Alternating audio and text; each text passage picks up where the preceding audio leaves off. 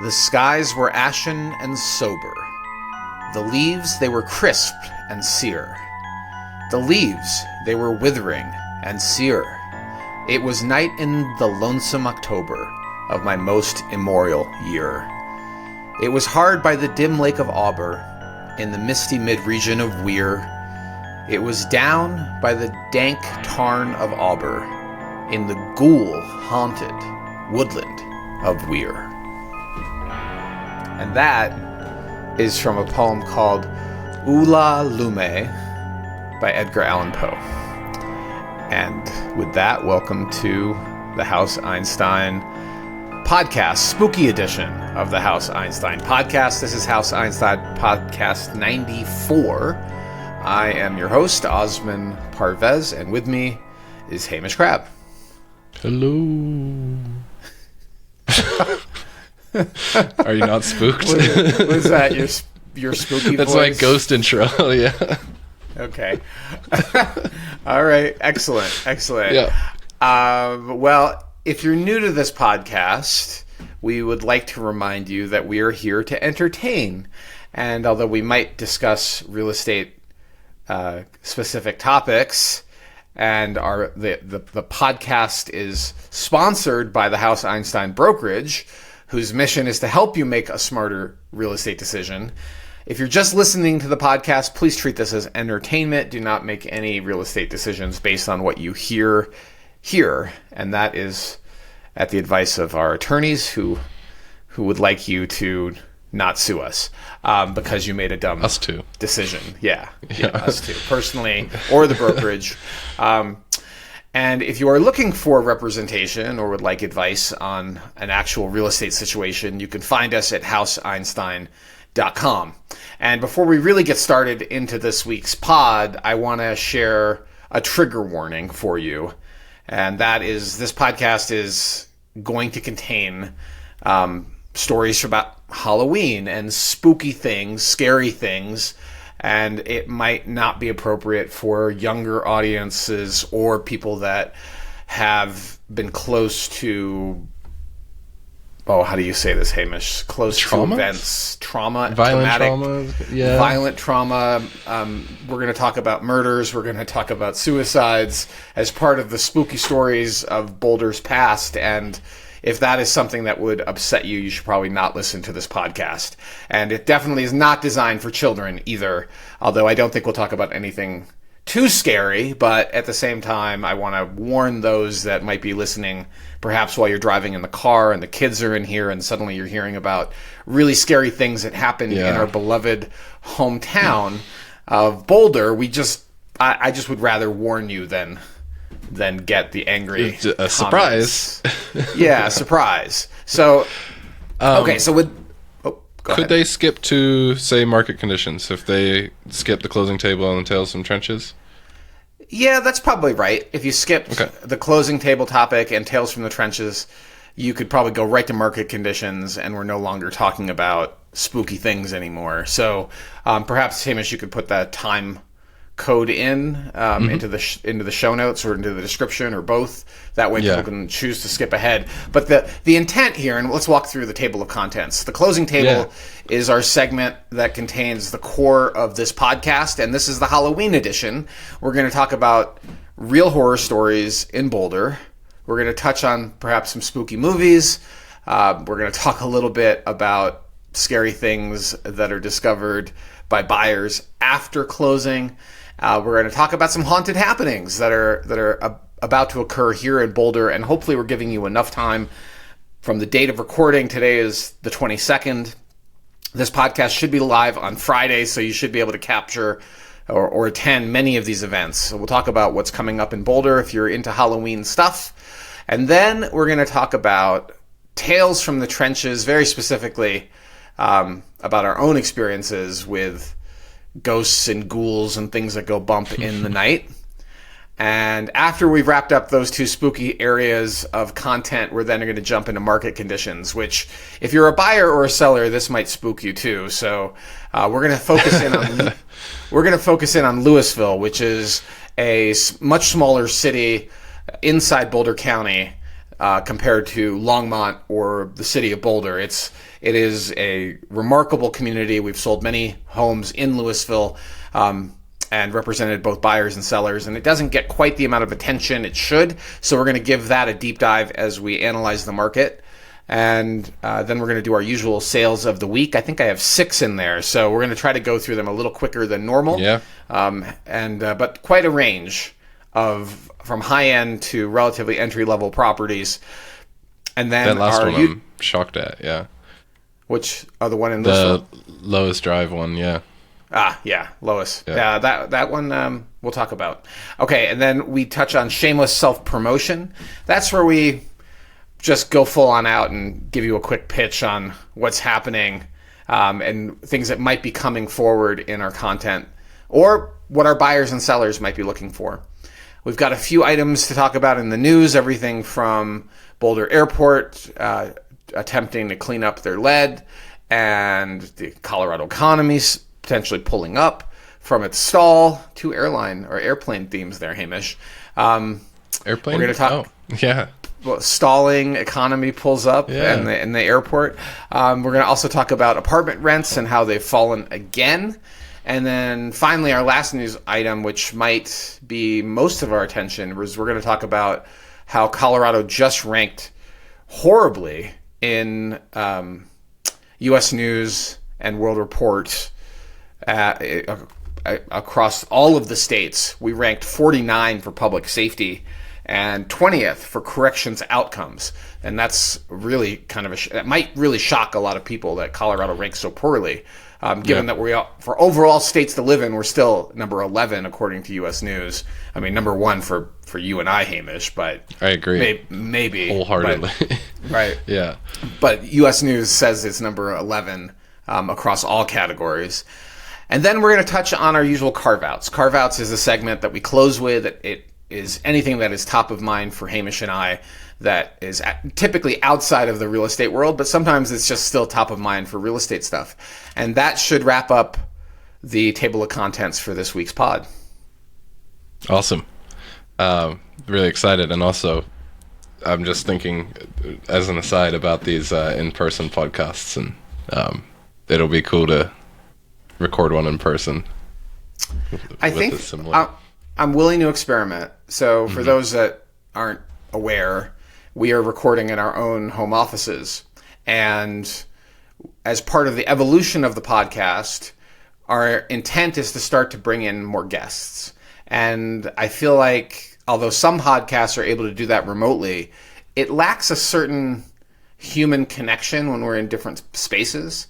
And I'd much rather do it in person. So we're probably going to shoot that in our office in the next coming weeks and see if that changes the dynamic a little bit. My imagination is that it'll be more in the evening, not recorded in the morning, because it'll be a little bit more chill. And who knows, maybe even introduce an adult beverage or two into the conversation at some point, see how that changes things just for fun. Yeah.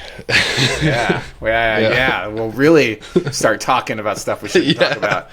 Okay. Let's jump in. Go ahead. Mm-hmm. It's like that's when we break the 2.5 hour mark and just go into the night. But show notes to a point, and then it's just some other stuff did the talking. Anyhow, 2 hours is plenty. I feel like we cover a lot, and 2 hours is also a really generous amount of time to expect people to actually listen to us. Although at some point, if we were able to land celebrities or famous people or whatever, perhaps we just go as long as we need to go, because people are there largely to go in depth on those people, right? Like they really want that level of depth. I'm not sure they want that just for the two of us. Give it a shot. We'll see. Maybe. It's all early stages, but yeah, I'm getting stoked for it. I'm thinking of don't have to worry about the internet cutting out, which it just did for me, 20 minutes ago, and all these things. So that's scary, but there are more scary things in the world of real estate, especially for the Halloween special Oz. What do we? Oh man, where to start? Reiterating the trigger warning here. This podcast is sponsored by House Einstein. We serve buyers and sellers in Colorado, focusing on Boulder, Denver, and several mountain resort towns, including Breckenridge and Winter Park. Our mission is simple: help you make a smarter real estate decision. You can learn more at houseeinstein.com or our YouTube channel, where you'll find videos on neighborhoods, specific listings, and much, much more. Well, so the first thing about this, and we'll bring it into real estate, is that in the state of Colorado, real estate agents are not required to disclose murders or suicides that have occurred on a property. Those are considered psychological stigma, but not actual defects in the property. In Colorado, not every state treats that the same way. I personally feel like they're going to find out, and you may want to be the one to tell them in advance versus the buyers are going to find out. And if the listing agent knows and the seller knows, they should probably think about whether they should disclose that in advance, because there's a really good chance the buyer is going to find out during the contract process. Somebody's going to tip them off, likely a neighbor, and that's how it's happened for us. It's been a neighbor, and it really gave our clients pause. So there was a deal. All right, so we'll just jump right into it with a real story. This was last fall, a year ago, and we went after a property. We wrote an offer, and we were suddenly faced with a competing offer. But during our first or second showing on the property, the neighbor warned us that the actually, I don't even know if it was a teenager. It was like a 12-year-old. Yeah, I think it was younger, yeah. A 12-year-old boy who had lived in the home had committed suicide in the home. And the neighbor felt really strongly like, you need to know this before you buy the home. And the home had been vacant for a period of time. It was really clear, and it kind of felt, the vibe in there, I hate to sound woo-woo, but the vibe in there felt a little... This is the episode 4 woo-woo. Yeah, so it felt a little off. And when I told my clients, who at the time were thinking about having a baby, about this, it did give them pause. And they decided to go ahead and pursue the home anyway. But we ended up losing it to another buyer. And it's, not everyone has the one that got away. I feel like this one might be the one that got away for them. But I think what they eventually ended up buying, way better in terms of what their needs are than living in this other home. And I don't want to give away too many details because I feel like mentioning the address is very personal, and these people don't need to have, the new owners don't need this story becoming like a popular ghost tour item, and the previous owners don't need their tragedy exploited for gain. So this is one of those things where I want to tell the story, but I also don't want to reveal too much about it, because I don't want people's trauma being exploited, pretty much, right? Yeah, grandstanding, something like that. This is a real story, and this is one of the reasons we strongly advise that buyers talk to the neighbors before you pay for the inspection, as soon as you're under contract, and ask questions like, is there something I should know about the neighborhood or this house, or do you know why they're selling? And most humans, I believe, are good humans, and they know that for some people, this is going to stop them in their tracks. Like, they're not going to want to own a home where there was that much tragedy. And as typical or common with a child that dies, the couple often breaks up. And that was what had happened in the situation. Mm-hmm. So not only is it a story of a really sad young boy who committed suicide, but also it's a story of their family fell apart, right? Like their marriage fell apart. That's fractured. And a lot of people are not going to want to own that home. For others, they don't. They have a more materialist bent, and they don't believe in spiritual things. They don't believe in afterlife or any of those things, and so they're going to say, well, people die all the time. And prior to probably 1950, people mostly died in their homes, right? Mm. And this is something I read about recently in a book that talks about assisted living and end-of-life care and hospice. And all of those things are relatively recent innovations in how we treat elderly, and how we treat the end of life. But back in the day, like pre-World War II, was fairly commonplace. pretty much that's where you died, was at home. So most pre-war houses probably have somebody that died in them. And I would say maybe 25 to 50% of newer homes built like up until about 2000 probably around the same. If I had to guess, it's probably around the same statistic. And life and death are part of what is our human experience. So we just don't like talking about death a lot as a society. So anyway, that's a real horror story. And it's especially confronting, right, to these clients where they're a young family, or call them a startup, but you know, they're like thinking about having kids and everything, and then to be confronted with this. And yeah, I actually kind of respect to our clients for my personal read of it, still wanting the home. I actually really appreciate, I think it's a level of optimism in their judgment to be like, that happened, but we still feel like it could be a good home for us and we could make it into something. Like, it didn't work out from a deal perspective, but I had a decent amount of respect for them for not letting it affect them. Yeah. Well, I think I don't know if it didn't let them affect. I think what actually happened is they sat down and had a conversation about what they really believe. Mm-hmm. And how do they feel about owning a home where this tragedy had occurred. And I imagine it may have even been the first time they had that conversation. Because people often will get together. That's not a common one. Yeah. Date, get married even, start having babies, and then they typically, the next phase might be grandparents that start to pass. And it's, in my, like, what do they really believe versus, like, whatever religious faith they happen to have been born in? That's what I imagine happened, is they had to sit down and say, what do we actually believe? And how do we feel about this tragedy occurring in the home? And they came to the conclusion they would still pursue it, but the universe said no. Somebody else wanted it for more. Oz, you had a cleansing in a home, didn't you? I did. So this is a real horror story number 2, and it's a home I bought, and I'm also not going to reveal the address. And it also involved tragedy. But in this case, the story is that this home had been occupied by the parents. They were, I believe, the first owners, and there were 3 children. And this is a home, I guess I could say the neighborhood. I'm okay with that. It's in Martin Acres. And of the 3 children, one experienced failure to launch. Do you know what that is, Hamish? Failure, he's shaking his head, if those of you are wondering what he's doing. He's shaking his head no.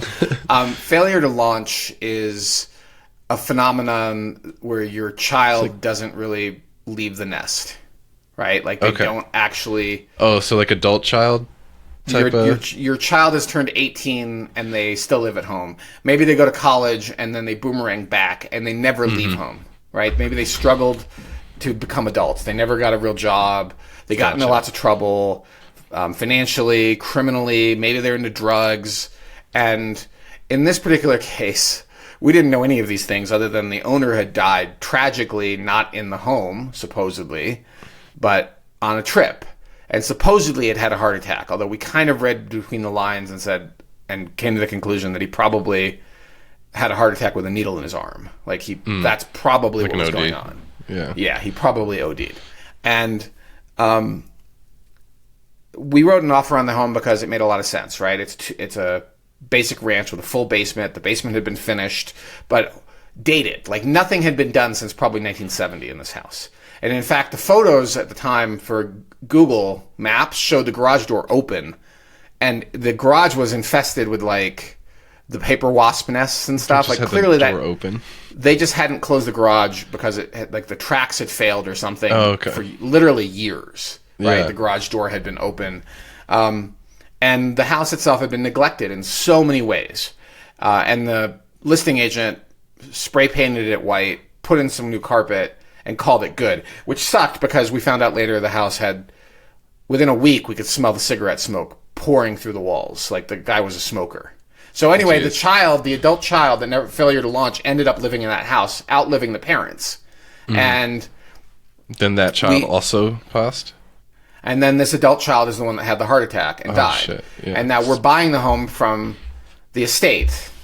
And it's the siblings, right? The other 2 adult siblings that that are the trustees that are the ones signing the paperwork, that are actually representing the estate.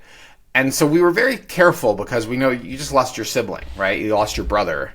And we just made the deal go very smoothly. And I took some pretty big risks. That's the other horror story, is that I waived inspection. And this is the only home I've ever bought where I completely waived inspection because I know these Martin Acres houses so well, and we wanted this house, and we did not want the competition to get it. And it was it was a very likely bidding war situation. Otherwise, yeah. Cool. And and in my math, I said, okay, the house needs a new furnace, check. The house needs a new roof, check. The house needs new windows, check. Like all of these major things. And I'm like, what could go wrong? Well, it turned out it also needed a new sewer line, which tacked on a lot to my expense lines because within a week of buying the house, the sewer line failed and we had to replace it. And so I don't know if I would recommend the waive. In fact, I know I never recommend waiving inspection. Okay, I don't. It's not a good idea. But to get that house, I did it. And even now, like 15 years later or whatever, I'm really glad I bought the house because it's a great investment. So we fixed it. So let's go into fixing it. Oh, you want to stop me? Even if you waive the inspection, still get an inspection for yourself, right?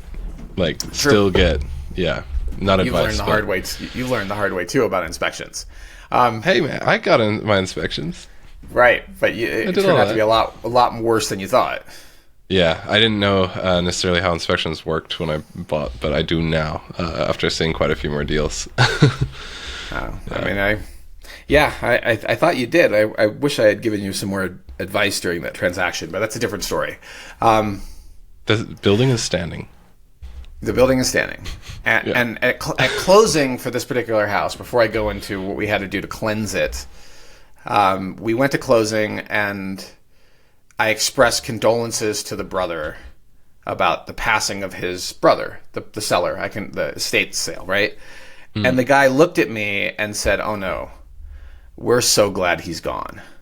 He had been nothing but trouble his entire life, and he had been a drug user and like all sorts of family drama.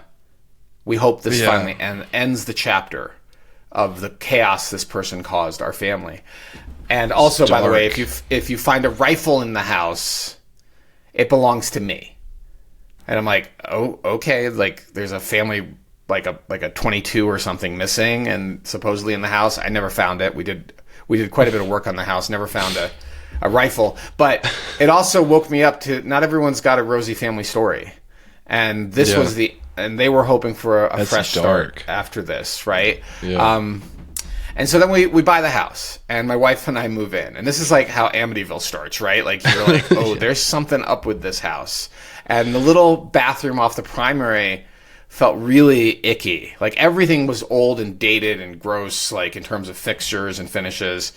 But it also, it felt really kind of like creepy. Oppressive, I think is what people call this like feeling. It psychologically felt disturbing in that house. Yeah. And Leah actually thought she felt the presence of like a small female child running around the house. I'm getting like hairs up on this. Like she really felt the presence of another entity in that house. And so we decided to go ahead and bring in a shaman to smudge and bless the house and remove the negative vibes, to maybe encourage whatever energy. Whatever vibe was hanging out in that house to leave. And I've got a biology degree, okay? I've got a finance degree. These are very math and science oriented things. Material, yeah. Both of my parents are medical doctors, Western medical doctors, not witch doctors, not woo-woo spiritual energy healers, right? And yet 100% could feel something not okay in this house. Mm. And so the reason we brought in this person who is a shaman and as trained, right? Like somebody who actually has taken this very seriously for like 20 years of their life, has done a lot of training in Native American traditions and spiritual beliefs, and has hosted sweat lodges for 20 plus years, that sort of thing. We asked him to do it because, and I don't know what to call him other than a shaman, right? Like he did a blessing for the home, and he smudged it.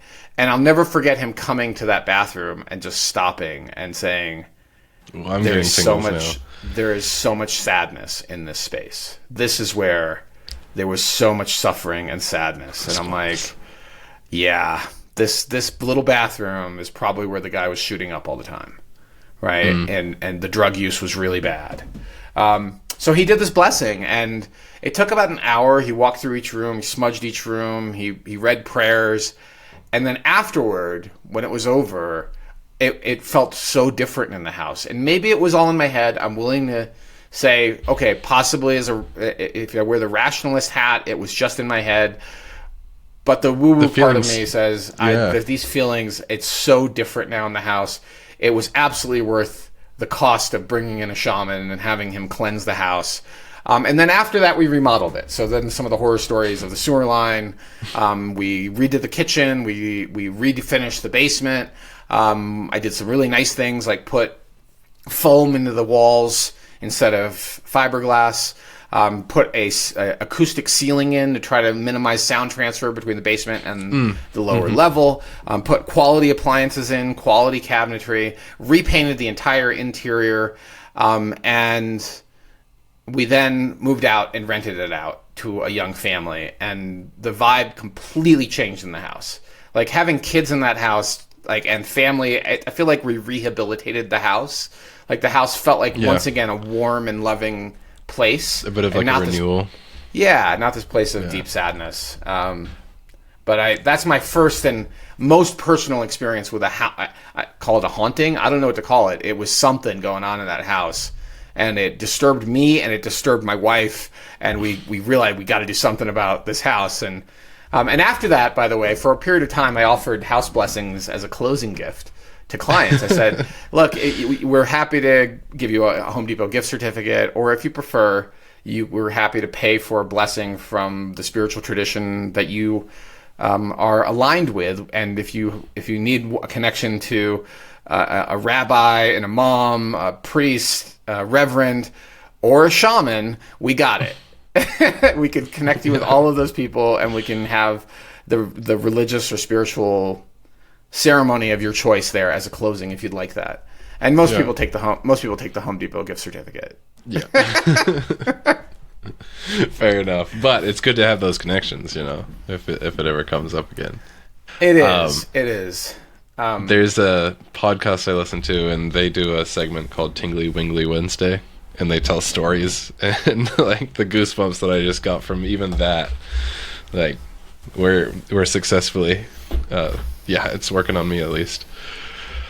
Trying to think if I've got my roommates mostly have like some very good haunted house, like growing up in an apartment complex and hearing people running on the stairs and the hallways outside, and nobody's there type stuff. The big one that I've got, I'm gonna save for tales from the trenches. You've got there's quite a few stories. I think we would be amiss if we did not mention the spookiest house in modern history in Boulder, and that's of course the Ramsey house. And they've changed the address of this house so that it's more difficult to find, but pretty much everyone knows where it is. I'm not going to mention it because I think the owners would like that to dissipate and no longer be like associated. But they also are charged. Last time it was listed, they were asking an insane amount of money, and on top of that, and that by the way is just my opinion on a listing as a 20-year experience, and is no longer an active listing. But when it does come up, it's always like at a number that doesn't make any sense, because in my mind, you're going to pay a penalty for owning a famous haunted or a famous tragedy house, because they're going to be, because of how publicized that event was, you're going to get an endless number of people that are going to drive by the house slowly, walk by the house, stand in front of the house and stare at the house. You might even get a group of people doing a ghost tour and stopping in front of your house at Halloween. And that sort of stuff is, I think, a negative. It's a penalty for owning that house. And so rather than it being a premium, it should be priced well below the exact same house without that stigma. And in order to even see the home, which I have never been inside, and I wouldn't unless I actually had a real buyer, you had to sign off on an agreement to not take photos and not whatever. I saw the agreement. It might even still be on the MLS because it was uploaded, that you had to sign this agreement. And we're back. Sorry about that. If there's any glitch in that segment of the podcast, we had a computer randomly shut down, but we are now back. And we were talking about the Ramsey house and the legal agreement that the listing agent and seller had required in the past to even tour the home, and the negative impact on valuation, in my professional opinion, on that home whenever it's hit the market. The price point never makes any sense to me because there's a penalty for owning that house in terms of its publicity, in terms of its, I don't know, popularity. Even though the address has changed, it does not protect the owners of that house from weirdos walking by, weirdos standing in the street staring at it, people hosting ghost tours. And it's really just a forever marred, right? It's also such a horrible and tragic story. I think it'll be 100 years before that house is past that stigma, in my professional opinion. And that's just an opinion. Don't sue me, owners of the Ramsey house. If anything, go talk to your agent that encouraged you to buy that thing. That's quite the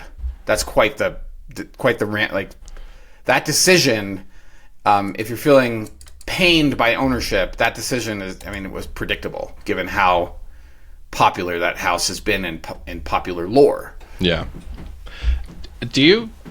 I don't know anything other to call it than, like, have you heard of the term, like, murder porn? Oh my God, that's scary. No. It's not that. The idea is that it's essentially like all these like reality reenactment shows, like all the Netflix documentaries on like serial killers and stuff. That's what that is lumped into and called. But like, it's like a section of like Schadenfreude where they're like grandstanding or reenacting or like highlighting all these serial killers and stuff. And there's such a huge following. Like, there's so many people that listen to like murder mystery. They love this stuff. They eat it right up. Do you understand it? Because I don't. Well, I mean, I'm not entirely sure the definition of murder porn versus just horror. But I think that generally speaking, we don't necessarily need to clean that up, but generally speaking, I think that humans are drawn to tales of the macabre from that's a good point. A shadow subconscious perspective, because the shadow is something in the world of psychology and Carl Jung, the shadow is something that we don't fully understand. We can't see it directly. It's obliquely observed. It's like a lot of our darker instincts are embodied in the psyche component of the psyche called the shadow. And I think that comes out in people's interest in consuming content of scary stories and abnormal psychology and murders and, you know, that sort of stuff. Like, you kind of wonder, how could somebody do these things? And then you want to see it, like, and that's part of it is just our own repression of the shadow is my thought process. No, I mean, it sounds pretty, yeah. As you're explaining, I'm like, okay, I think you're right. Maybe I was a little harsh on my stance, you know, that I took, but it's still just so, and that is like the Ramsey house, right? Like, there's so much attention that it gets, and it's just this truly horrific, like, story, you know. And it's just, it's not the. It's just the most well-known one. There's lots of others, some of which I know personally. I knew a person I used to ride motorcycles with, who I don't know what was going on in his home life. I never saw any signs of disturbed behavior. Went through a divorce. It cracked this person in half somehow, or maybe this person always had these tendencies. Maybe it was always a mask that they were wearing in the presence of our motorcycle riding community, right? I didn't know him that well. I was on a few rides with him, but this is in the early or the mid 2000s, and he committed a murder-suicide. Whoa. And he had 2 kids, and they were little. And this is a house in the Baseline neighborhood. Yeah. So I don't actually remember the address of the house. I remember looking it up after the event and being like, oh my God, that house, I think they were renting it. Yeah. And he went through it. And basically what happened in that situation was that I think they moved here. He put his career on hold. She went through law school, had suddenly gotten very successful. I don't know if he was jealous or what. They went through a divorce. He was driving a cab and struggling to make ends meet. And they were going through this divorce process, and she was making partner at her law firm. And he then lured her to the rental house because she had moved out and murdered her in the basement. And then faked his own suicide that was deemed a suicide with like a shotgun. And I'm like, holy cow. I almost faked because he did not want, looking good is something we all care so much about. Yeah. Even in death. Oh, so he tried to make it look like a murder. He tried to make it look like a murder. Oh. And it really was a murder-suicide. Yeah. Jeez, and dude. I don't think I'd want to own that house.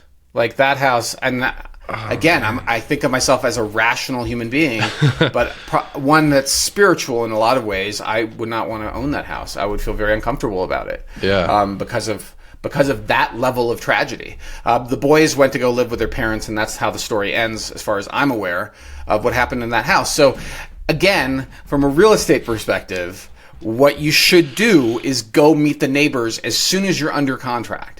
Because as long as you haven't given up contingencies in the contract around inspection, you could terminate on inspection for anything with the home that you're not comfortable with. And you don't need to justify it beyond checking the box that says inspection and terminate.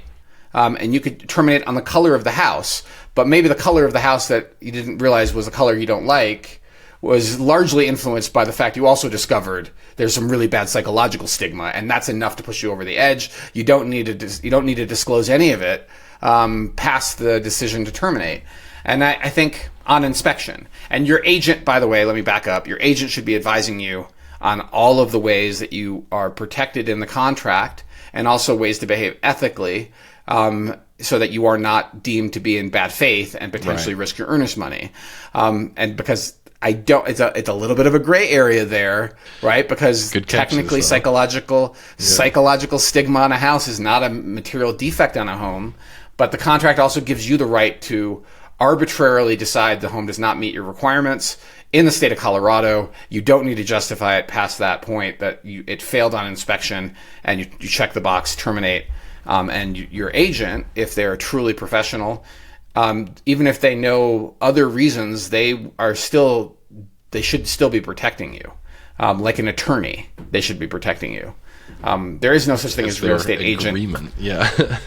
But there is no such thing as real estate agent attorney. Like attorney privilege, right? Yeah. Like that does not exist. So if your agent were ever to be called in front of court and you told them the reason you want to terminate is you just want to get your money back because you're scared of the house, I don't think they're subject to the same protections an attorney is in not divulging that information to a party that subpoenas them. And we'd rather not find out either. So this is again entertainment. Right. This podcast is entertainment. All right. So back to entertainment. Yeah. We've given you the most important thing. I forgot to put on my jacket. Oh yeah. Well, we still have the Tales for Trenches. Is that what we're pivoting to, or? I'm putting this jacket on now. Yeah. Because it's the one time of year I get to wear this lovely jacket that was gifted to me from a past client, and I love wearing it this time of year. It is so pumpkin orange, and wildly appropriate only for the last 2 weeks of October. I've got a Christmas blazer, but I do not have a Halloween blazer, and I think I might have to change that.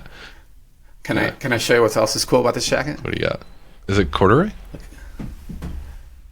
Oh, that's neat. Look at the liner. Yeah, that's sweet. It's got like a really sweet like paisley liner going on inside it. It is really stylish. It's a nice jacket. Yeah. That's cool. It's available if you'd like to borrow it. Clients only. So, yeah. Oh, no, actually, no, I was talking to you, Hamish. It's available to you if you'd like to borrow it. Yeah. Okay.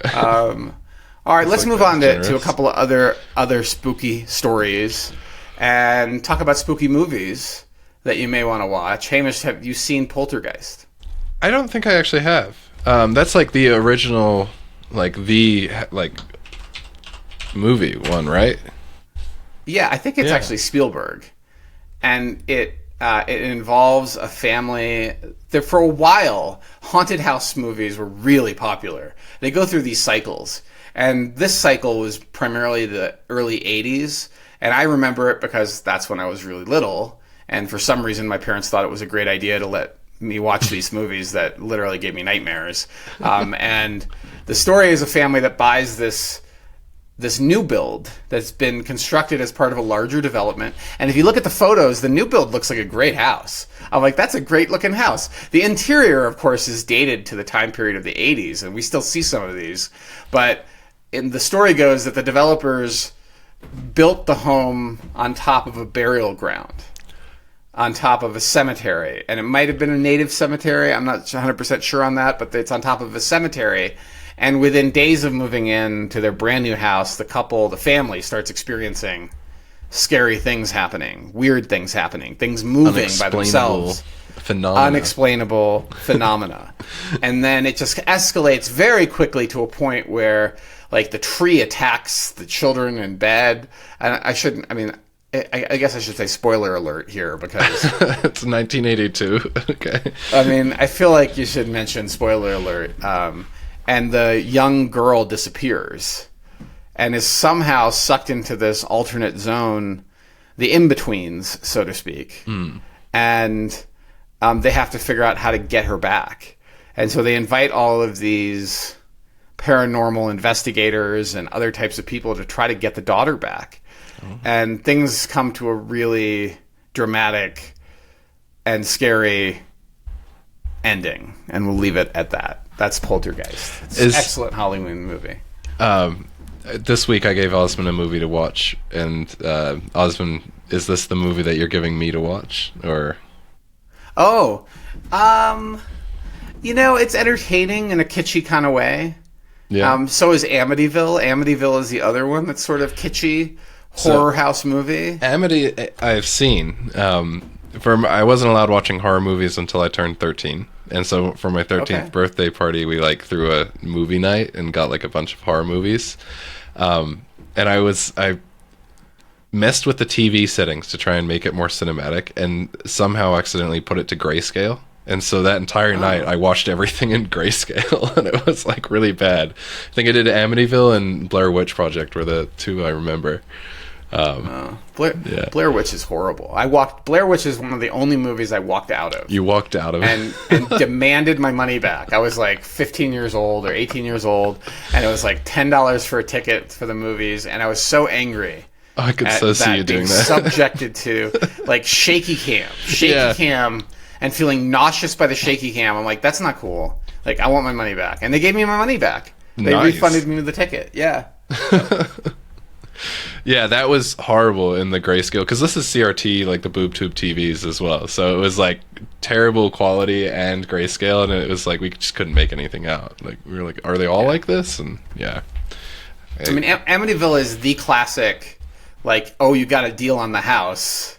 Yeah, but you didn't know it came with this portal to hell in the basement, and it also results in murder and mayhem, and you didn't know that's what happened to the previous family when you bought it, or you were told that the previous family's husband went crazy and killed the family in the house, and you bought it anyway.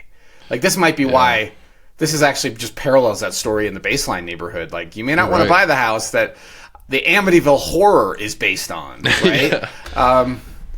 And that poor house has also been subject to endless numbers of people that walk by it.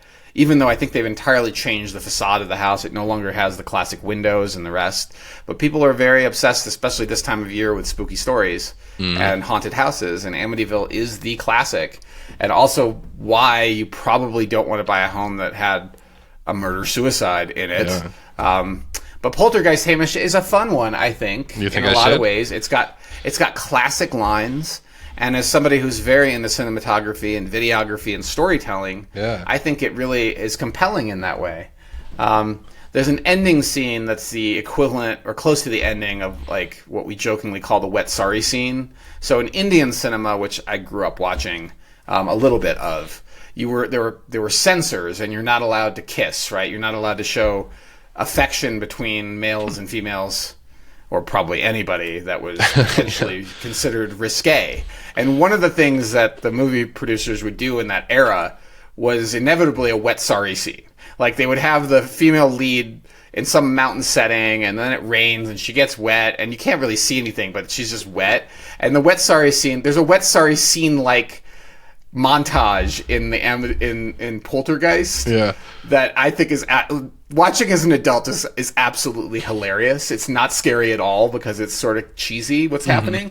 But I mean, a small child could get scared by that. But now as an adult, I'm like, oh, this was clearly written by a cisgendered man who wanted a wet sorry scene with an actress that's clearly in her 20s playing an actress in her 30s. Yeah. And you're like, okay. It's all like right. Tarantino, where all of his shots have to have like a foot scene. Tarantino. All right. So those are the spooky movie recommendations, I guess you could say. But there are also some real spooky things that happen to people on post closings, and I'll tell you one was not fun, and that comes from poor due diligence. Right? Is it scary? It's scary if you were the buyer, and they realized they bought a home in an association. This is our first year in the business, my ex and I, and they bought a home that didn't allow dogs. And guess what? The dog is a family member, and they only discovered, like, after moving in and walking around the community with the dog, that dogs are not allowed. And this is pre-emotional support animal, or pre-fake emotional support animal, I should say. So they didn't have that avenue to try to squeeze by, which of course is unethical and a whole other story entirely. But so what happened? Well, we ended up listing the home for free. We'll eat our commissions. We felt so responsible that we somehow missed this due diligence. And so that limited the loss for the owner. They still lost a little bit of money, but it wasn't crazy. And the market was still pretty healthy at that point, so it worked out. But there are all sorts of scary things you don't want to discover after closing. And that's one of them, that you didn't read the rules of the association. Yeah. Oh, I'm like, having lived here for 3 years, it's less scary now, but right, like I closed on mine and we saw this kind of sunken carpet spot and we innocently thought, what could be there? And we pull it up and it's wet, and there's black mold off the walls and we have to rip all that out. God. And it sounds horror, but now that it's, a couple years later, it's, it happens. Yeah. Yeah. But. All right, so let's wrap up the closing table with talking about haunted happenings. And if you are here in the city of Boulder or close to Boulder, these are some things that we recommend attending. And I'll be doing Historic Boulder's Ghost Walk this weekend. So both Friday and Saturday, I think you could still buy tickets if they are not sold out. The tickets are not cheap, but keep in mind that you are also paying for, it's really a donation to a nonprofit.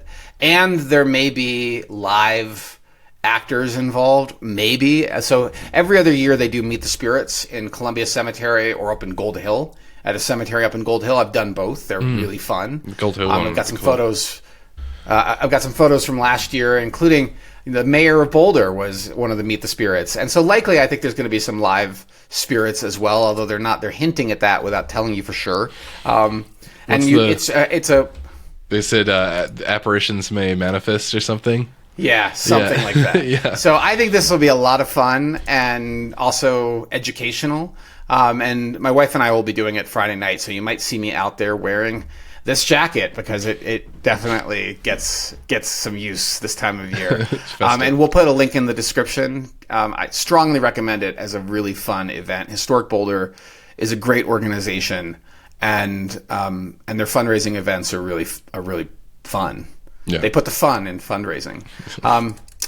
I'll say, and then there's some more. Oh, go ahead. That's where you should be getting your spooky fix. Don't go to like the Ramsey house or bother all this. Like, this is sanctioned. Get your fix. Yeah. Please don't go walk by the Ramsey house or any other house where there's been a tragedy. Like, people just don't need that reminder.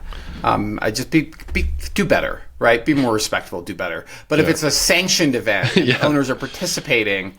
With enough time, tragedies become sort of like it's okay to do a ghost walk. And even then, I think if it's done respectfully.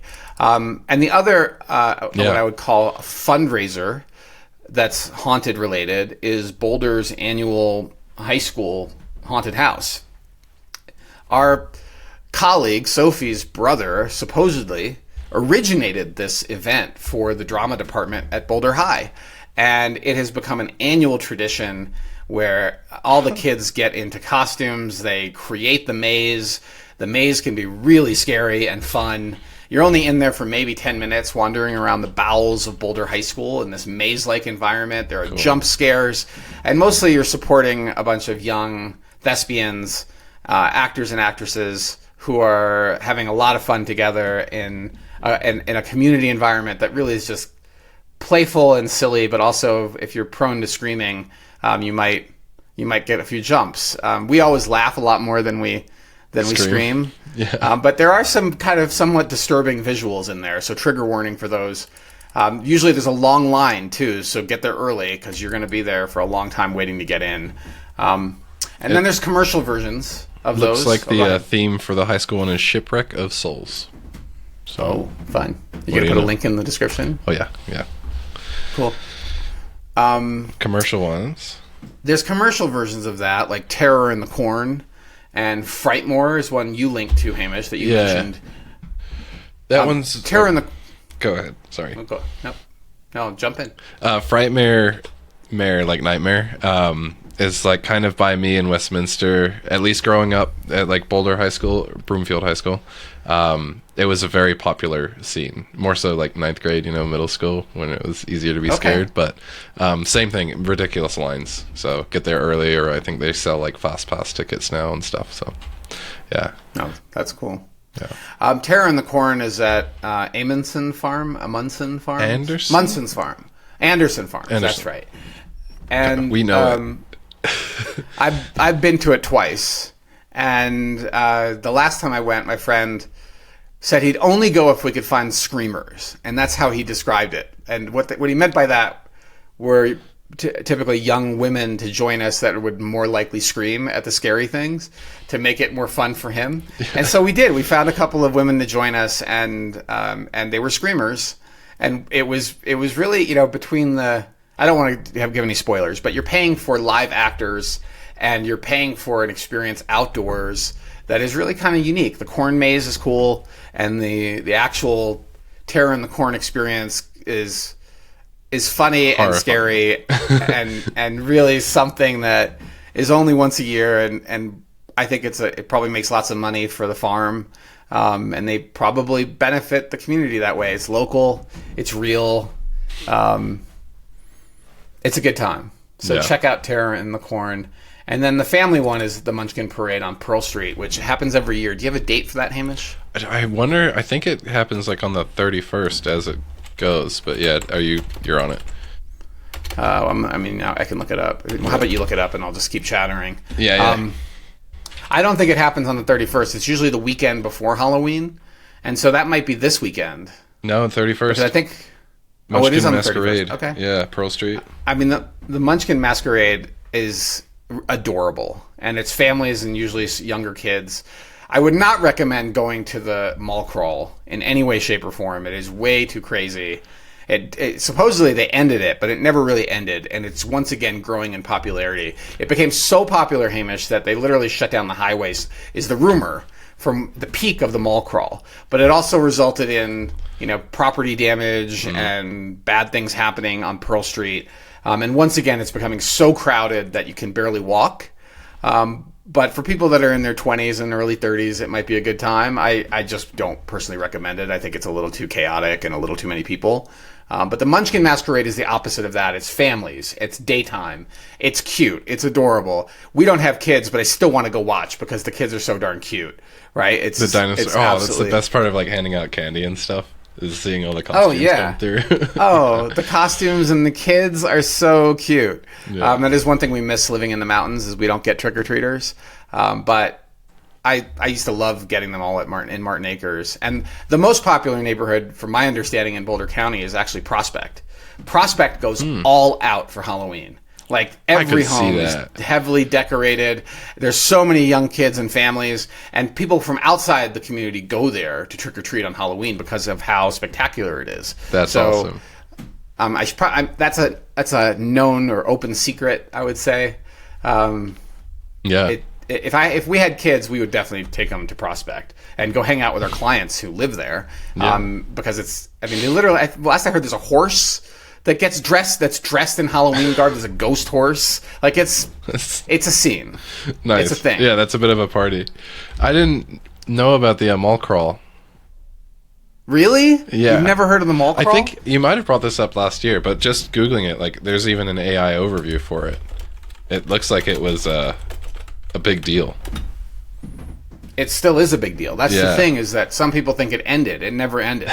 It just, the police shut it down a few times on the highway, and they put the news stories out there that it's over. They're not doing it anymore. But it's not true. It's still happening. Yeah, apparently 20,000 Halloweeners in 1987. Like, tree climbing, drunken and disorderly, and using fighting words. Oh, is that what the news article says? Fighting words? Fighting words. For the 1987 ones. I'm guessing it's a little outdated in the reporting style. But thanks for the honorable mention on that one. You're welcome. Let's keep going with Tales from the Trenches. Yeah. And I feel like these are more real ghost stories, Hamish. I mean, I'm looking at our list of things to talk about, and I'm realizing, those are all... At least my side. You've got one story I don't know. Yeah, that one. Yeah.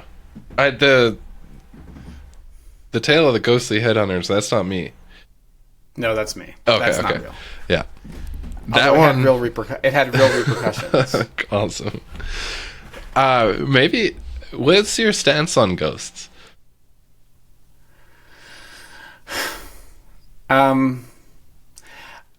I do believe that for those that are not ready to depart, they get stuck in the in-between. That is a possibility. There's a great book that was written that I enjoyed two or 3 years ago called The In-Betweens. And there was a whole spiritualist movement in the United States in the late 1800s, starting near the end of the Civil War, and I think continuing almost to 1920, when people were doing things like seances and communicating with the other side, and they were fake mediums that became really popular and then exposed as frauds. I mean, there's that whole period of time where that sort of stuff was crazy popular. There were entire communities devoted to communicating with the other side in New England, and that's what this book, The In-Betweens, Mira Petason, you can look it up if you want, since I mentioned it. That would be helpful to throw the link in there. It's a great book. What do I believe? I believe anything's possible, and I believe that we have a spirit, and that we're our physical bodies are not who we really are. And so is it possible that people get stuck, spirits get stuck? Maybe. I'm not opposed to that idea, but I will say that in my own family, we've had multiple generations of women in my family, including my sister, share stories of essentially pre-recognition or precognition of events that are about to unfold. And those events usually are tragic events with family members, or near tragic events. And I don't, because these relatives, my sister is alive, my mom's alive, I don't want to share their stories in a way that might embarrass them. But the stories they've shared, usually it goes something like they had a dream. And in the dream, they had a visitor that was a grandfather, grandmother, great-grandfather, to communicate something that was about to happen to another family member.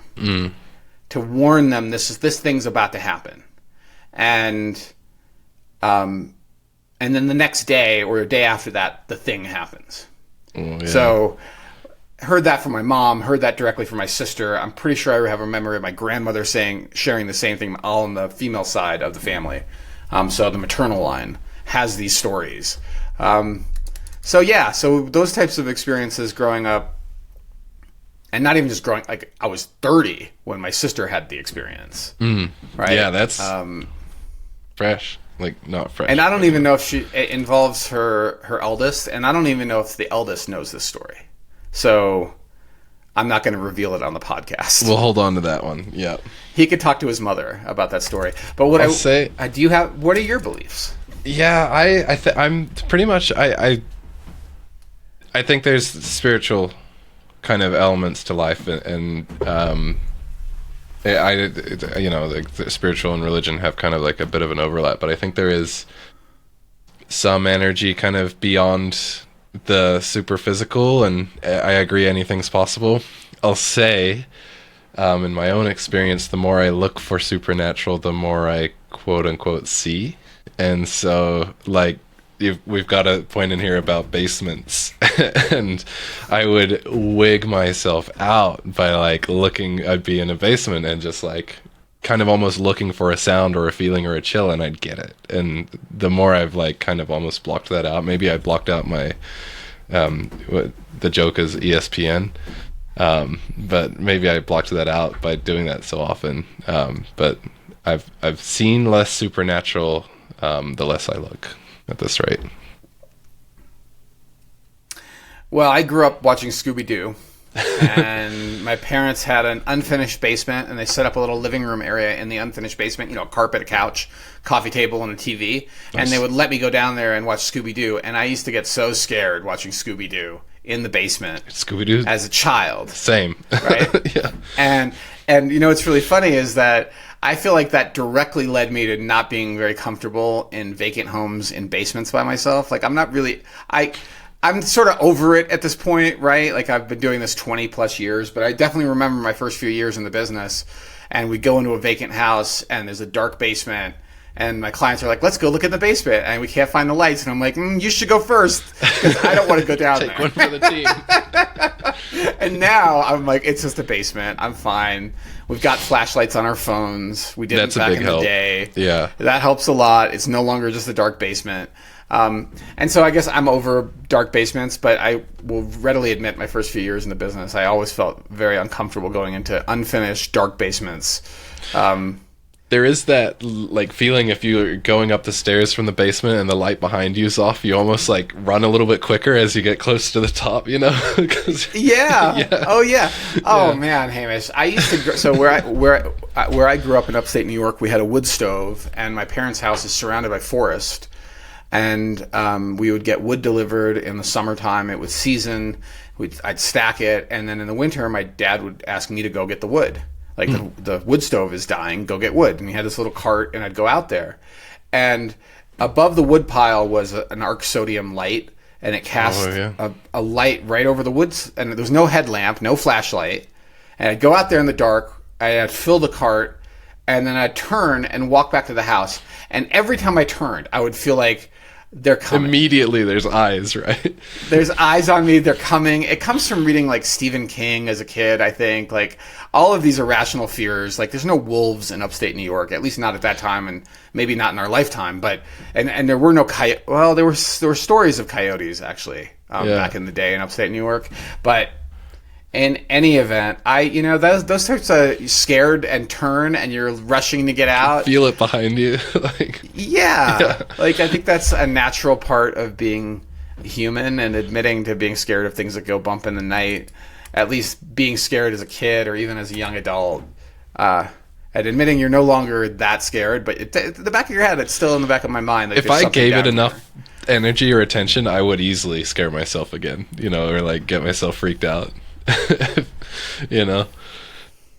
Oh man, for sure, especially if you're by yourself. And I'll share something. This is a story I've never shared publicly. I've shared this story with friends many times, exclusive listeners, because it was so visceral and so real, and it does have a real estate component. So I got into real estate after while I was living on Nantucket, and Nantucket is. And the whole island is a historic district. It is really old as far as the United States real estate world goes. And prior to colonists living there were Native Americans living there too. And I lived for a period of time on the south side of the island. I'll even give you the address because the place is listed for sale. 31 Western Avenue, Hamish. So if you want to put a link to that out from Zillow, you can see the place I lived. And in the photos, you will see the historic life-saving life-saving station. It's not a museum. And from that life-saving station, they would rescue shipwrecked sailors who had run aground on the south side of the island. And the whole building was structured to roll out what was called a beaches or breeches buoy, which was a cannon that fired a line with a buoy on it to the sailors who were shipwrecked out there. And that summer, my first summer living there, so the place was a youth hostel, and I worked there briefly as staff.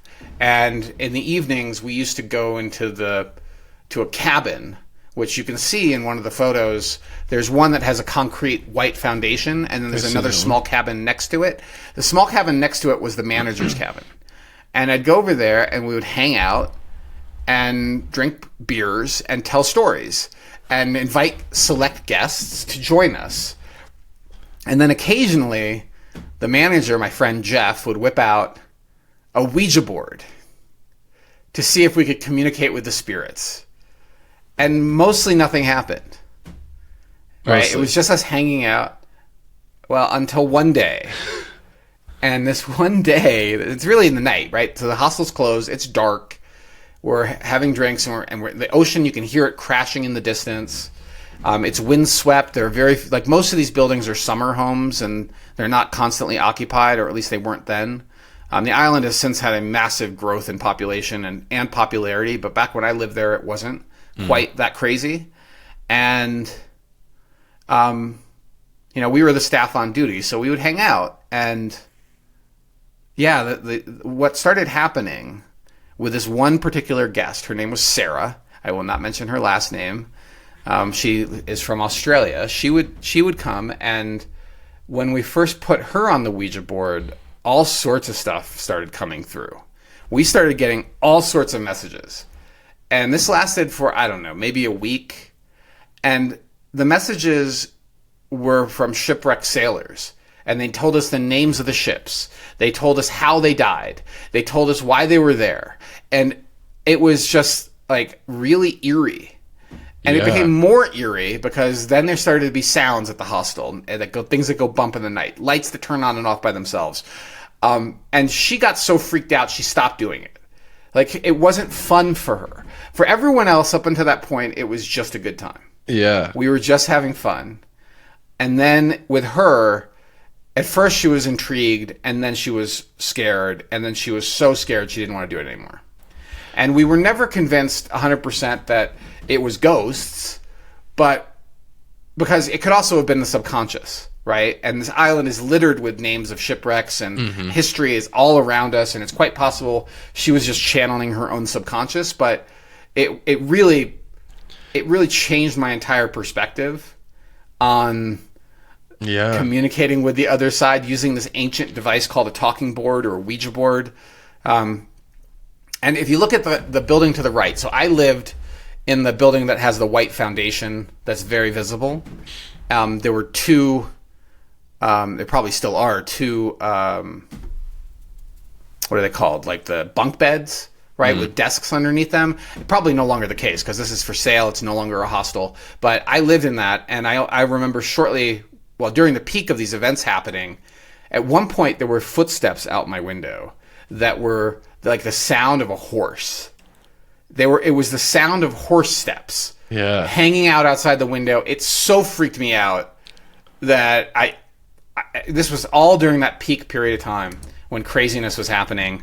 And this is now, an 1873 property too. Like, it's been around a long, long time. And if you look at the photos, you can see the upper level of the main building, and that's where the bunks were for probably the shipwreck, the lifeguards. It's also what was the women's dorm at the time. And then there's a cupola. If you go up the final set of stairs, there's a cupola up there, and that's where we would hear weird noises too. That's how you know the name of a cupola. That's what a cupola is. It's on top of that building. You can see it in the photos. You don't see the interior of the white foundationed building. You see the outdoor showers on the main bunkhouse. That was really a fun feature of that property. If I had $5.5 million sitting in my pocket, I would buy this thing instantly. It is such a cool property with such a cool history. But I think the story is it was acquired by a developer who was thinking about building a hotel here, and they've since abandoned their plans.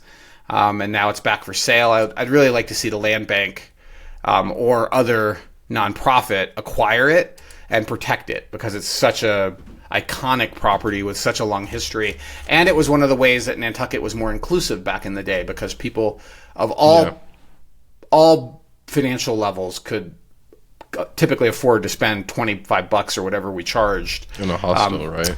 Yep.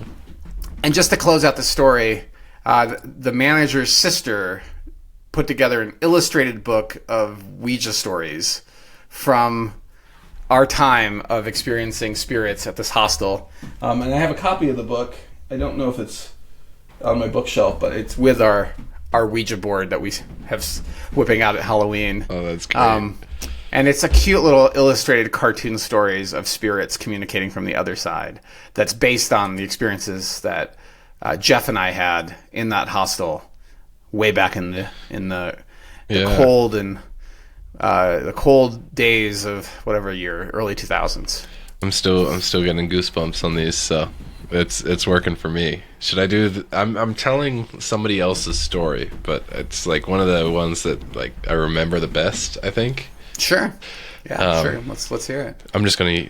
I actually don't remember. Yeah, I'm gonna use their names because try and track them down. My friend Will and his brother Eric, they used to live in New Mexico, and like desert, kind of in the middle of nowhere type of deal, and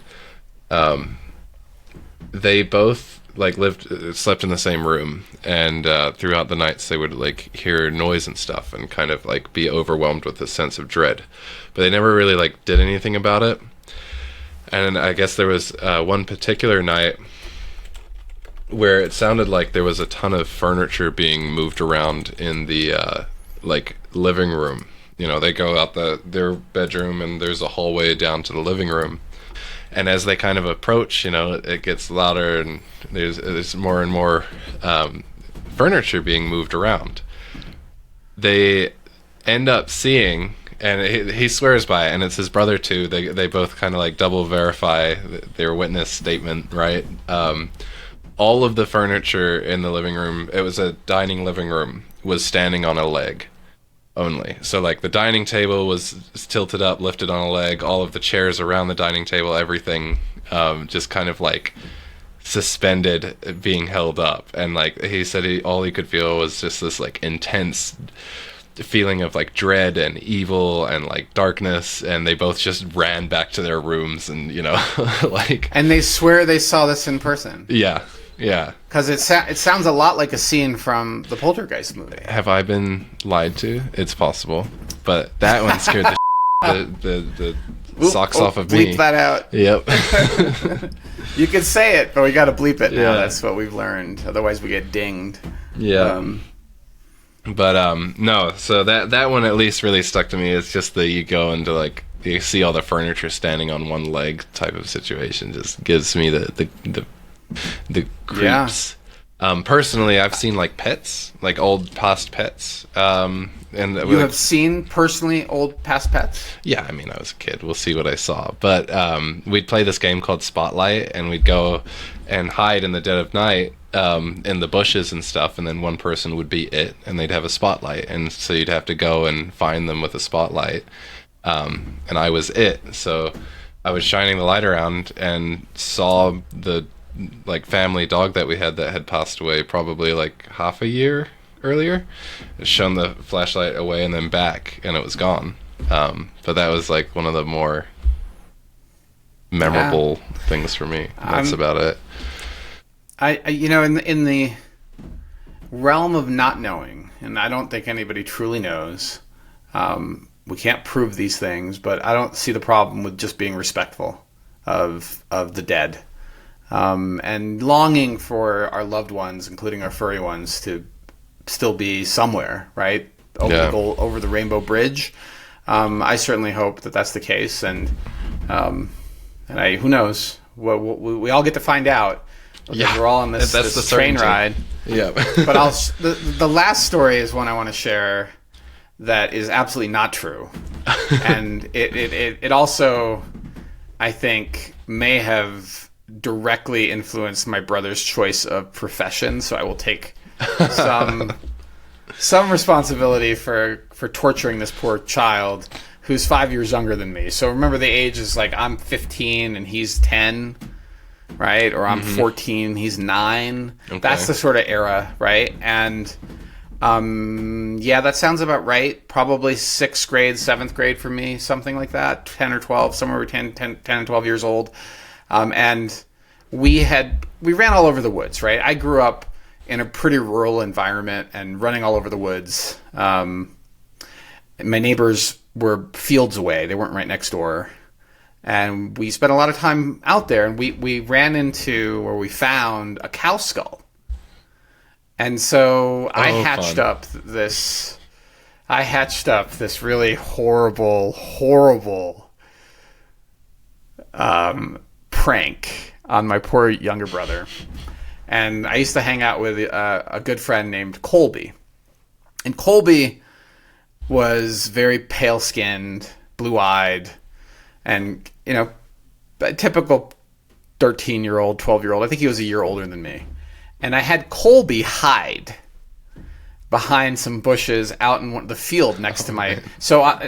and the field next to my parents' house, it's a recovering old field, so there's a bunch of, scrubby pines and stuff like that.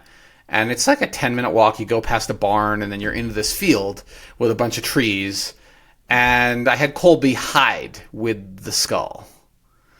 And then I found my brother and acted all brotherly, and I was like, hey, let's go for a hike. He's like, oh, that's so much fun, because he always just wanted to hang out with me, right? Because I was the older brother. Yeah, of course. So now I'm As a younger brother, I understand. Yeah. Now I'm like, he's just thrilled to hang out with me, and meanwhile, I've hatched this horrible scare for him. And we go for a hike, and I start telling him, I ask him, have you ever heard of the headhunter that used to live in these parts? And of course, it's sort of dusky, right? It's like not night, but it's dusky. It's it's the witching hour. And I start telling him about this headhunter who used to live in these parts and would hunt people and cut off their heads and then do all sorts of horrible rituals with their heads. And some say this horrible headhunter from 100 years ago still lives in these parts. His spirit's still here. Some say that headhunter never left. And then I walked him around the corner, and Colby jumped out with this cow skull. Just booga. Exactly. And my brother turns and runs. Doesn't even say, just runs all the way home screaming. All the way home. And meanwhile, Colby and I are just falling down laughing as we watch him sprint across the field screaming. That's what Halloween's about at its core, Scaring little kids as a slightly older kid is probably the best part of Halloween, or was anyway as a teenager, for sure.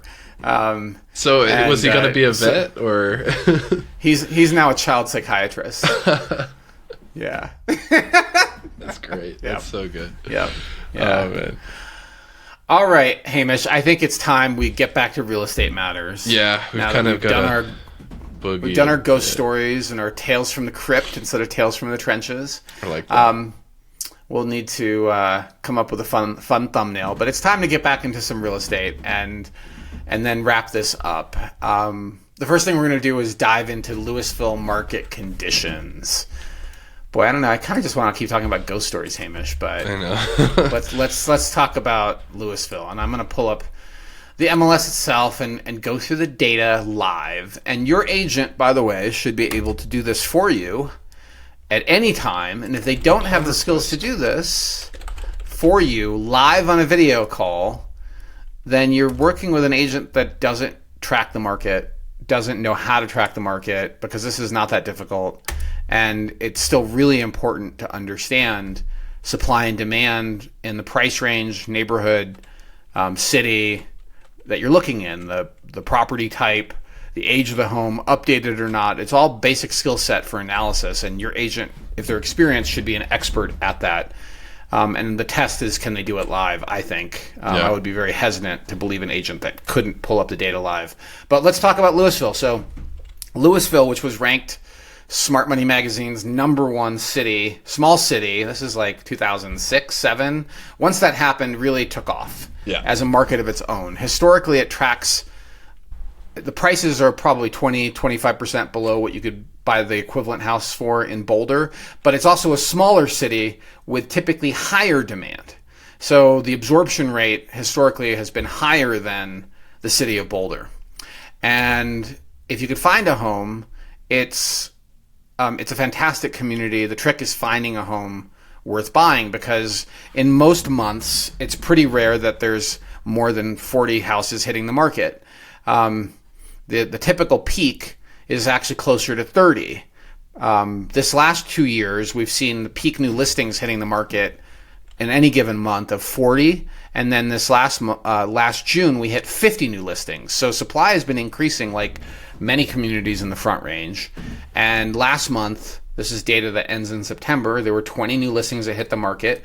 That's down 20% year over year compared to last September. And then the overall number of homes for sale last month, there were 53 single-family houses. That's up 2% from a year ago. So, but it's still pretty elevated compared to, if you look at the whole curve of a year ago, it's you can see an upward trajectory. This could be the last year that we see elevated inventory in Louisville. 53 houses is the highest since at least 2020. And when I go and look at, do you want a screen share for this one? Sure. Yeah. We can do a quick screen share. And for the listeners, I'll put a time code to where you can jump into this YouTube video directly at the screen share. Yeah. I'm not sure how well you can see here, but this is Louisville, detached, all houses, right? And this is inventory, or the available homes that you could potentially buy. And this data series goes back all the way to 2015. So you're looking at over 10 years of data. I have data that goes back to 2005, by the way, but that's not visible or particularly relevant right now. But what you see is inventory peaking this summer at 81. That is an astonishing. I mean, look at where it normally is in the peak, right? Below 40. Yeah. And then you see the post-COVID era where it really dropped low, basically zero at certain points. And then now we're up to massive amounts of inventory relative to Louisville.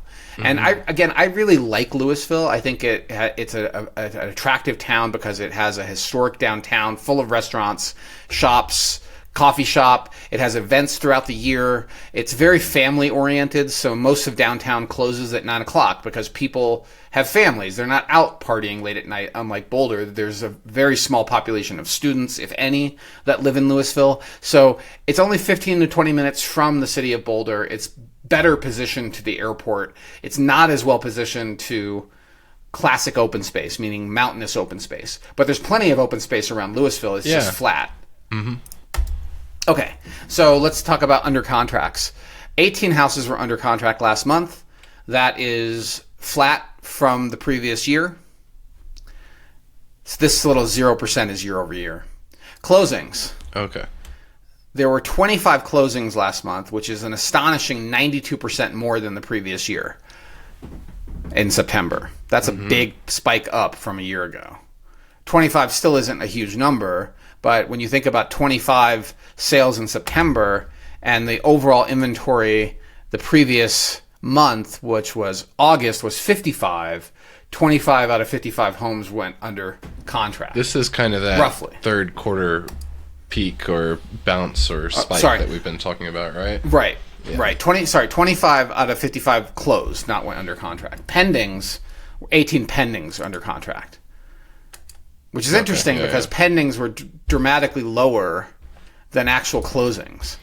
So closings represent probably a lot of pendings from the previous month. Versus the pendings from the same month. So when you really want to look at this as pendings were 30 in August and closings were 25. So in September. So you could tell 5 deals fell out of contract. 5 out of 30 is I've seen a few whatever. Posted for comp purposes too lately. Here and there. Yeah, that happens. That's true. That's a good point. Sometimes homes sell without being available to the public, but the MLS rules require us to publish the listing anyway, so that for comp purposes. Days on market, 48.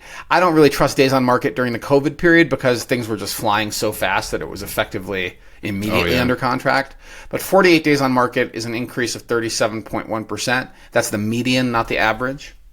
And then sale prices.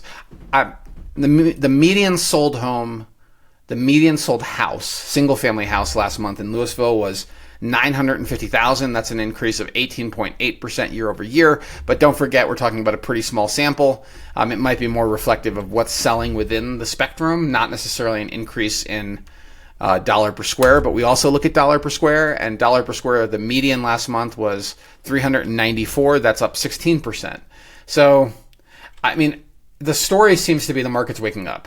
And I think that's what's happening. And Louisville should be more responsive given historically higher demand to available inventory. And that's your current walk through the market in Louisville. I guess we can't show you. I almost jumped into, let me show you your options, but you can't actually do that on the podcast. You have to see that stuff in the newsletter because we are not allowed to discuss active listings specifically, except in our fresh listings newsletter, or unless you pick up the phone and call me and you're a prospective client. I'm more than happy to talk to you about. Are we hitting Lafayette or Longmont next week? Maybe. I think Longmont would be a good market to cover. It's about the same size as Boulder. It doesn't get quite as much attention, and it's definitely in our core footprint.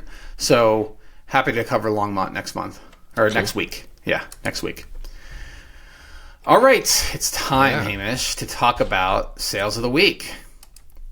Yeah, 6 of them. And 6 of them, which is quite a bit to talk about. Normally we try to limit it to 5, but it was a tough one to limit it this week, so we're potentially doing 6. We don't really want the pod to go longer than 2 hours. I generally prefer a shorter pod than a longer pod, but at the same time... I think we were also fairly chatty before starting our recording this time, so we did that to ourselves. But. Okay, I'm just going to have a little swig of water. Hamish, you did some research into these listings as well. You looked at them, right? Yeah, I did, and there's 2 Newlands properties here as the first 2 on the sales of the week, and they could not be more separate or different in terms of style. You've got this like super contemporary design and then kind of a more traditional, almost mountain home feel. Both in Newlands. Yeah, both completely in Newlands, although one is described as being in the Valley View subdivision. It's really in the Newlands neighborhood. Yeah. So let's start with that one. That's 2670 6th Street. And this property is a 5-bedroom, 6-bath, 4,000 square foot home built in 2020 with a 2-car detached garage and a larger than typical 10,000 square foot lot. It's on a great spot in the neighborhood. It's really close to downtown. It's really close to Alpine Balsam and the Ideal Shopping Center. So cool spot, no doubt. A little close to 6th Street, but 6th Street doesn't really get much traffic compared to, say, 9th Street. I think it's an ideal spot. It's also a new modern style home compared to a lot of historic that you'll find throughout these neighborhoods. And what made this deal particularly interesting. So the reason we talk about these homes is that they illustrate a certain location or price range or property type. They illustrate the market conditions for that particular segment of the market. And this is one of the deals that, you will see agents market their success in the sale of this home. They might thank the client if they're better than most, but what's behind the scenes in the deal is an entire different story, right? I mean, talk about a horror story, frankly, if you're thinking about selling a home. So this home was originally listed... Hold on, let me make sure I got this right, because I don't want to screw this up and end up with somebody, hitting me with a lawsuit. I've got 6.75. Oh, hold on. What did I say? No, you haven't said anything yet. But that's okay, I haven't said anything yet. Yeah. Because the home was acquired by the seller in 2023, in April 2023.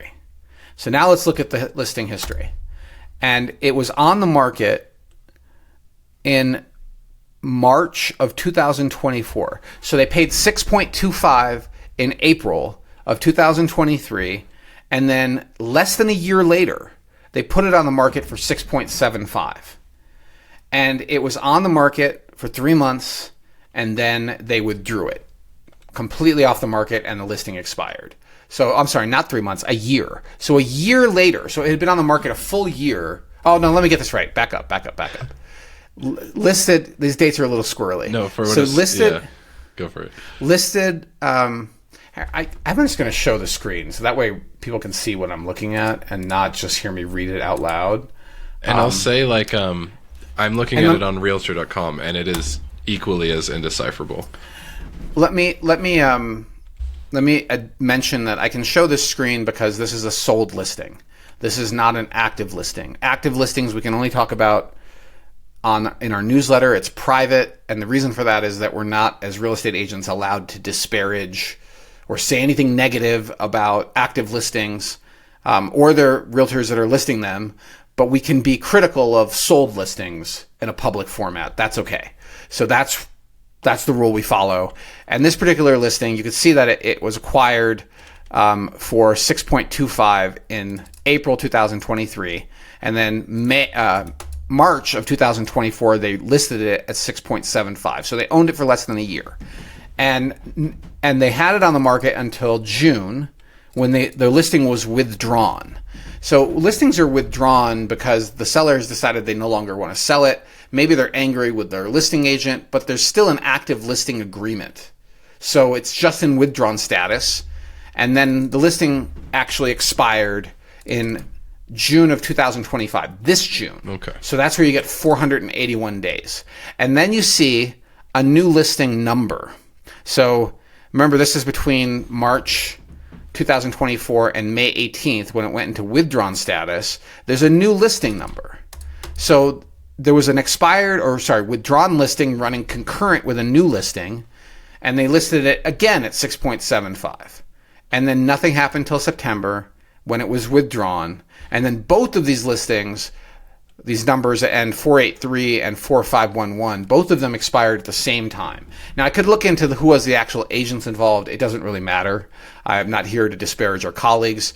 But if you look at this date, right, they withdrew it on September 11th, 2024. Old listing is still running concurrent, and then they listed it again the next day. Now they've dropped the price from 6.75. They cut it to $6,599,500, which, I mean, this is like Walmart 6. style. Yeah. Like, just call it 6, right? Like, yeah. 59995 just looks psychologically. That was a tranche play, I bet. Right? Maybe I don't know why. But anyway, price elasticity. Yeah. Anyhow. Okay. So nothing happened. Okay, from September through January, when the listing was once again withdrawn. So no longer actively available, but not expired. So the listing agreement still in place, supposedly. And then what happens on January 5th? So 4 days later, it's back on the market. This is this year. So you've got another concurrent listing running that's in withdrawn status with a new active listing. And this active listing is at $6 million until April. And then once again, at the end of April, it's withdrawn. And then it sits there in withdrawn status, and then boom, it expires June of 2025. And interestingly, the end of June, it was July 1st that they modified it to say the listing expired yesterday. Okay, what happens then? We see again this pattern, right? The listing goes into active status April 29th, which is the same day it was withdrawn, same $6 million. So this is called refreshing the listing. They particularly aren't withdrawn. They're not expiring the old listing. They're just putting a new listing out there. Maybe it's new photos. In this case, there's no change in price. We're not going to look at the listings themselves. Two active ones out at the same time, that's so strange. It is strange behavior, but this is what they're attempting to do is refresh the listing. Yeah. And they did it again this summer, withdrawn status on July 23rd, active with a new listing on July 25th.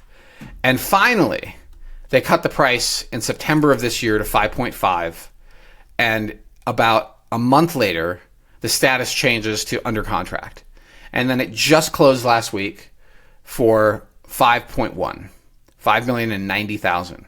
Now remember that they paid $6,250,000 for it, and they sold it for $5 million. So that's $1.1 million loss. Am I doing my math right? 5.1 they sold it for. They bought it for 6.25. I don't know if they did any work. Okay, and we're rounding up numbers. But at least this Well, even commissions aside, right? People don't work for free, but for sure, commissions on top of their losses, probably about 6%. So they lost over $1 million on this house, and that has got to be really painful for the seller. And also a take-home lesson for our listeners that it doesn't matter how pretty this house is, okay? It doesn't matter that it's in a spectacular neighborhood. If you grossly overpay for it and then you have to sell it in short order, there's a high probability you're going to take a loss. And when you look at the market for $5+ million listings, it is really thin. So you should be extremely selective. At the highest end of the market, if you're not extremely selective, you risk losing a lot of money, particularly if you have to sell it much shorter than you intended to own the home. And I think that's what happened here. But when I see this listing, I also hear some of my colleagues and some of the things they say. Like, real estate only goes up in Boulder. You can't lose money in Boulder real estate. And here is clearly $1 million loss plus, especially including commissions, on what appears to be a spectacular home. There's nothing wrong with this house. It's not a poltergeist house. It's not haunted. It's not Amityville.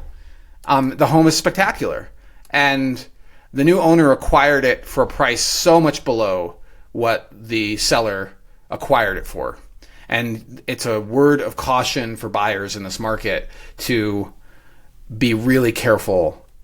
As you move up in price, your caution should continue to increase. Your due diligence should continue to increase because you risk this type of scenario from happening. And the irony, of course, is if you see anybody marketing this as like, oh, look at me, I sell $5 million listings, you should always ask what the full story is of this listing. Like, this is a multi-year, painful slide to $1 million loss for the seller.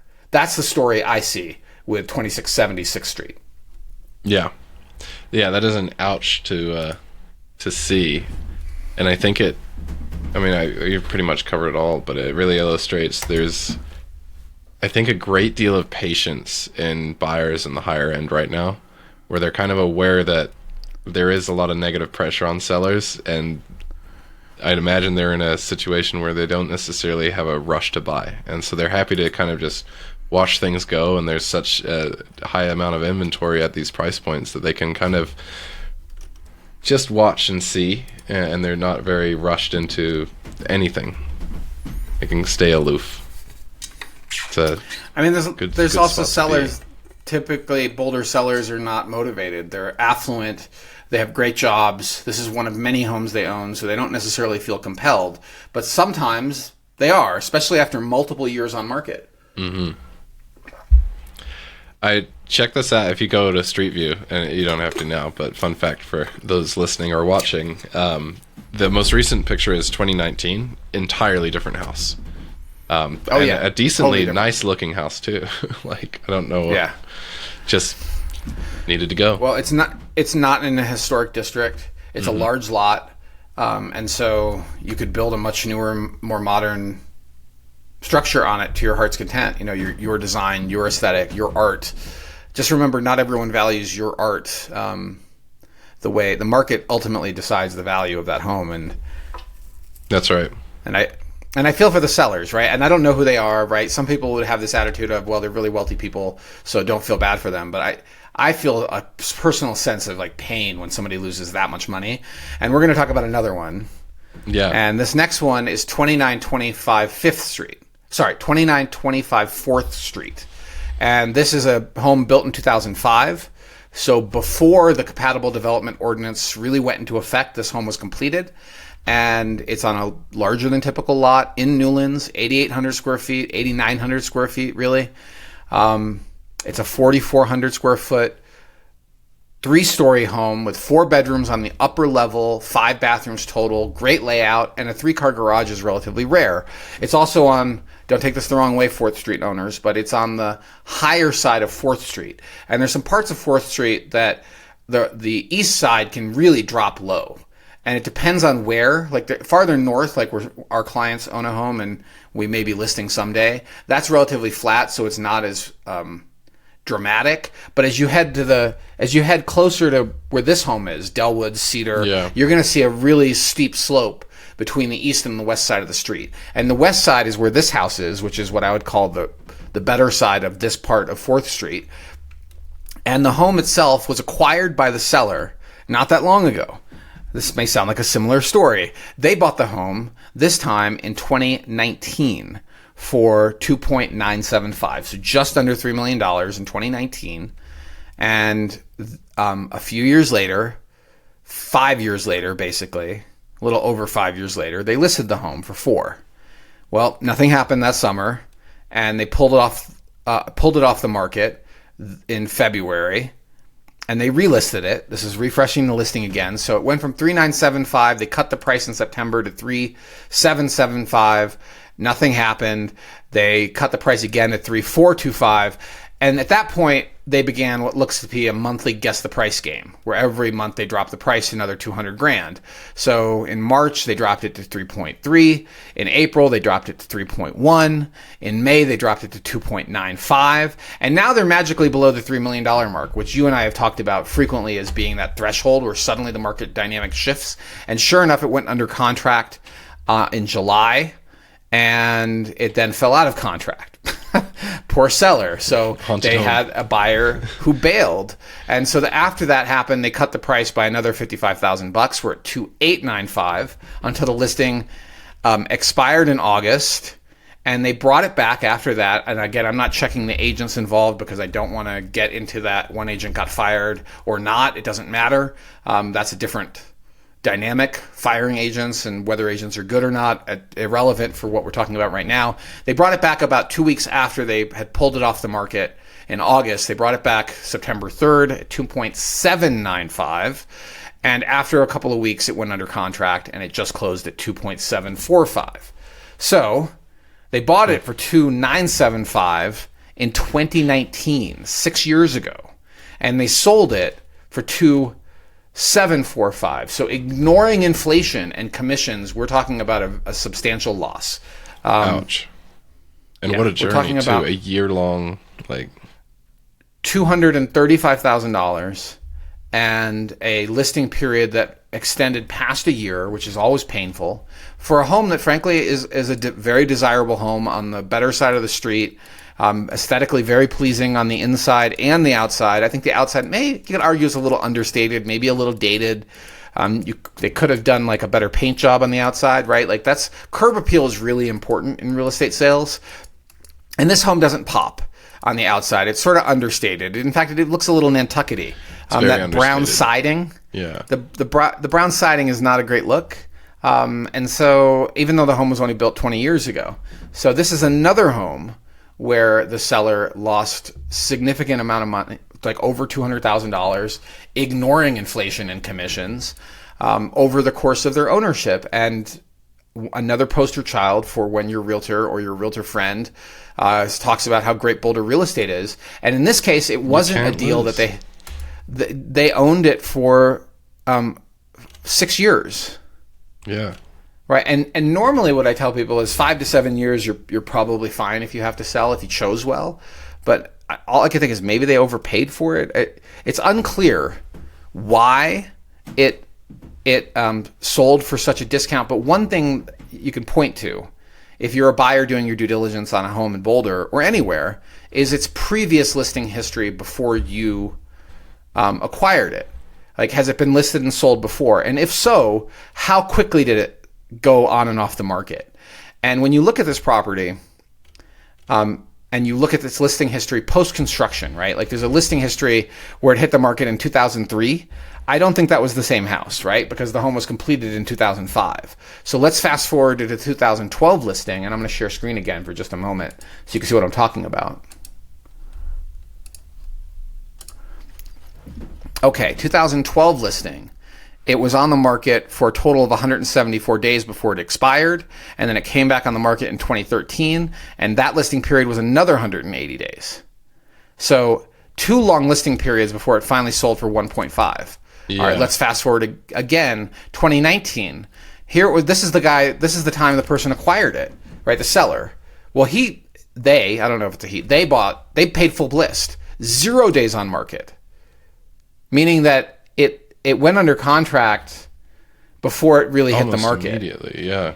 And when I tell people that if you think you're getting a deal because your agent is telling you it's a private sale and you're getting an exclusive on this sexy new listing, no one else knows about it, you really should, your spidey radar should go way up and your caution flag should go everywhere, because with private non-public transactions like this, typically somebody is overpaying. or underpaying. Somebody's leaving money on the table. Yeah. And I think that clearly the buyer overpaid in 2019. And then they thought they had a home that was worth $1 million more. Somebody blew smoke at them and told them their home was worth $4 million, and nothing happened. So they wasted a year on market for a delusion. And then they started finally cutting the price, maybe not quite a year, right? July to February. July to September is their first price cut, but they started getting serious in February the following year. The delusion is off. And then it's just these $200,000 price cuts are called guess the price. Yeah. Because you're not really seeing. You should go see the competitors and make sure you're properly positioned within the competitive landscape for your home. Price is one of the most important variables. It's not the only one, but it's a critical one. And clearly they were not well positioned for the competition because they're just dropping it until finally it attracted somebody who saw it as a value, and that price point was below 3. If they had priced it below 3 in March, it probably would have sold 6 months earlier, right? It might have. I don't know that for a fact, but this is like painful from a time perspective. They're maintaining it. They're dealing with showings. People don't understand the real cost of having an active listing is really psychological, particularly at the higher end of the market. And then I don't like being on the listing end of that either, by the way, because then all I'm doing is sharing bad news, right? We really want to price it right, market it right from day one. And pricing it right means tracking it over time relative to the other options buyers have. And we've been talking about it all summer. There's been almost nothing under contract above $3 million. There's been such a small percentage of homes that have been selling above the $3 million mark. Yeah. So there you have it. All right. Okay. That concludes Newlands. We may need to go a little bit faster.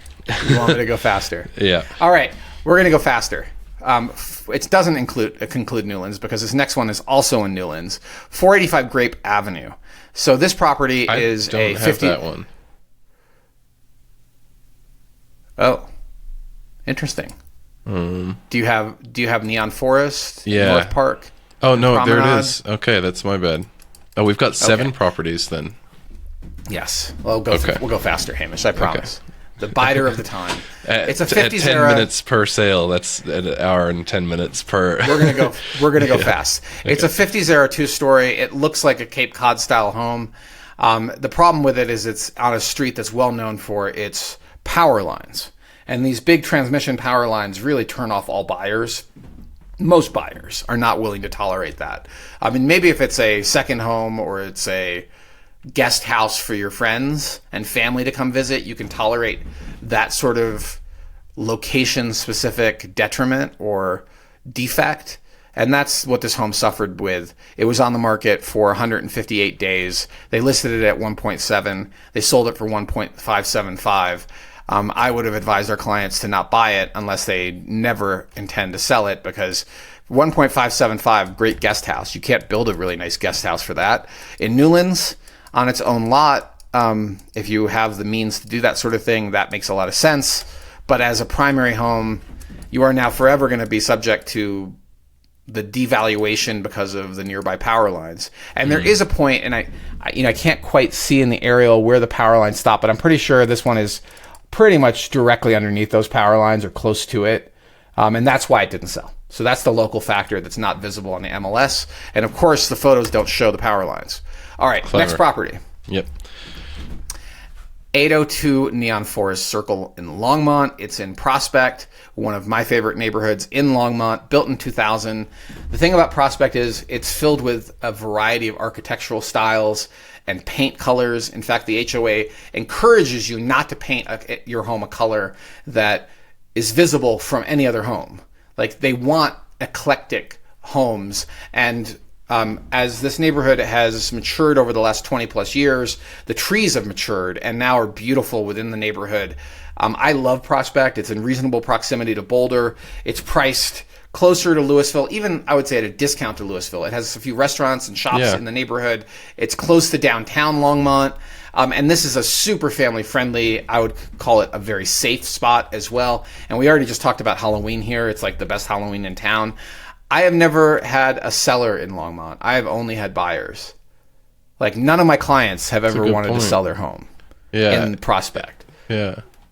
And you may have to wait to get the right house. That's the thing about Prospect, is that There's not a lot of homes in this neighborhood. And if you are hunting for the right house, you may have to wait. This particular house, I would call the right house. It's classic. It's in a good position in the neighborhood. 5 bedrooms, 5 baths, 3 on the upper, 2 in the basement. All of that is like straight up the fairway for what most buyers want. It's also not too big and not too small and has a 2-car detached garage. All of that is check for a great house. And no surprise, it's sold for full list. All day long. If my wife and I were hunting in this neighborhood and we've talked about living here, I would have paid full list too. This is a no-brainer. Great house. Even though it's now 25 years old, it's classic. Yeah, maybe you could update a few things, right? Like the bathroom, sure. The kitchen, sure. You could update that. Even then, though, it's classic. Like you said, it's kind of just works. Yeah. Yeah. It's nice. Oh, and since we talk about listing histories, let me just mention, let's see, does this one have an interesting one? So this listing sold right away, 3 days, and it's under contract. And the only other sale on record was from 2002. And in that case, it did take a longer time to sell. It took 50 days. So, and it sold for a bit of a discount, like $14,000 below the list price. Yeah. It wouldn't have stopped me in this particular case. I think it's a great house. Yep. Okay. I'm going to skip this Lafayette one, Hamish, in interest of time. Okay. Good deal. I mean, it's an Indian Peaks house sold for. All right, you know what? I'll just do it. 1380 Northpark Drive, sold October 17th for 1.1. Indian Peaks is a great alternative to Boulder or Louisville. You get quite a substantive house, newer design. This one was built in the late 90s. 3-car attached garage. It's a golf course neighborhood. We've sold a few homes in Indian Peaks. They typically are very desirable from a functional perspective, but they're starting to age. So you'll see a variety of maintenance in this neighborhood in terms of deferred maintenance. I mean, this one, I think the paint color is a little sad. Like, it's not really a current paint color. It would have sold faster if it wasn't painted. I was going to say, I like the green. You're right, it's not current, though. It isn't current. It's forest green is cool. It's very subtle. But paint is the cheapest way you can improve the marketability of your home. And one of the things your agent should be advising you on is curb appeal. And I think that was the issue with this particular house, is the color. But people don't want to hear that. See, that's the thing about the listing agents. Are scared to tell the people the truth because they want the listing. Yeah. And you as the seller want to hire the agent that loves your house and tells you everything you want to hear. But the reality is this paint color, it was not perfect. Well, could have been chosen better. And the home was listed in, 51 days on market. It went under contract nope, it didn't. It was almost 2 months before it went under contract. And it sold for $25,000 below list price. Yep. Yeah. Okay, next. 710 Promenade Drive in Superior. So if you love Costco, you'll love this neighborhood.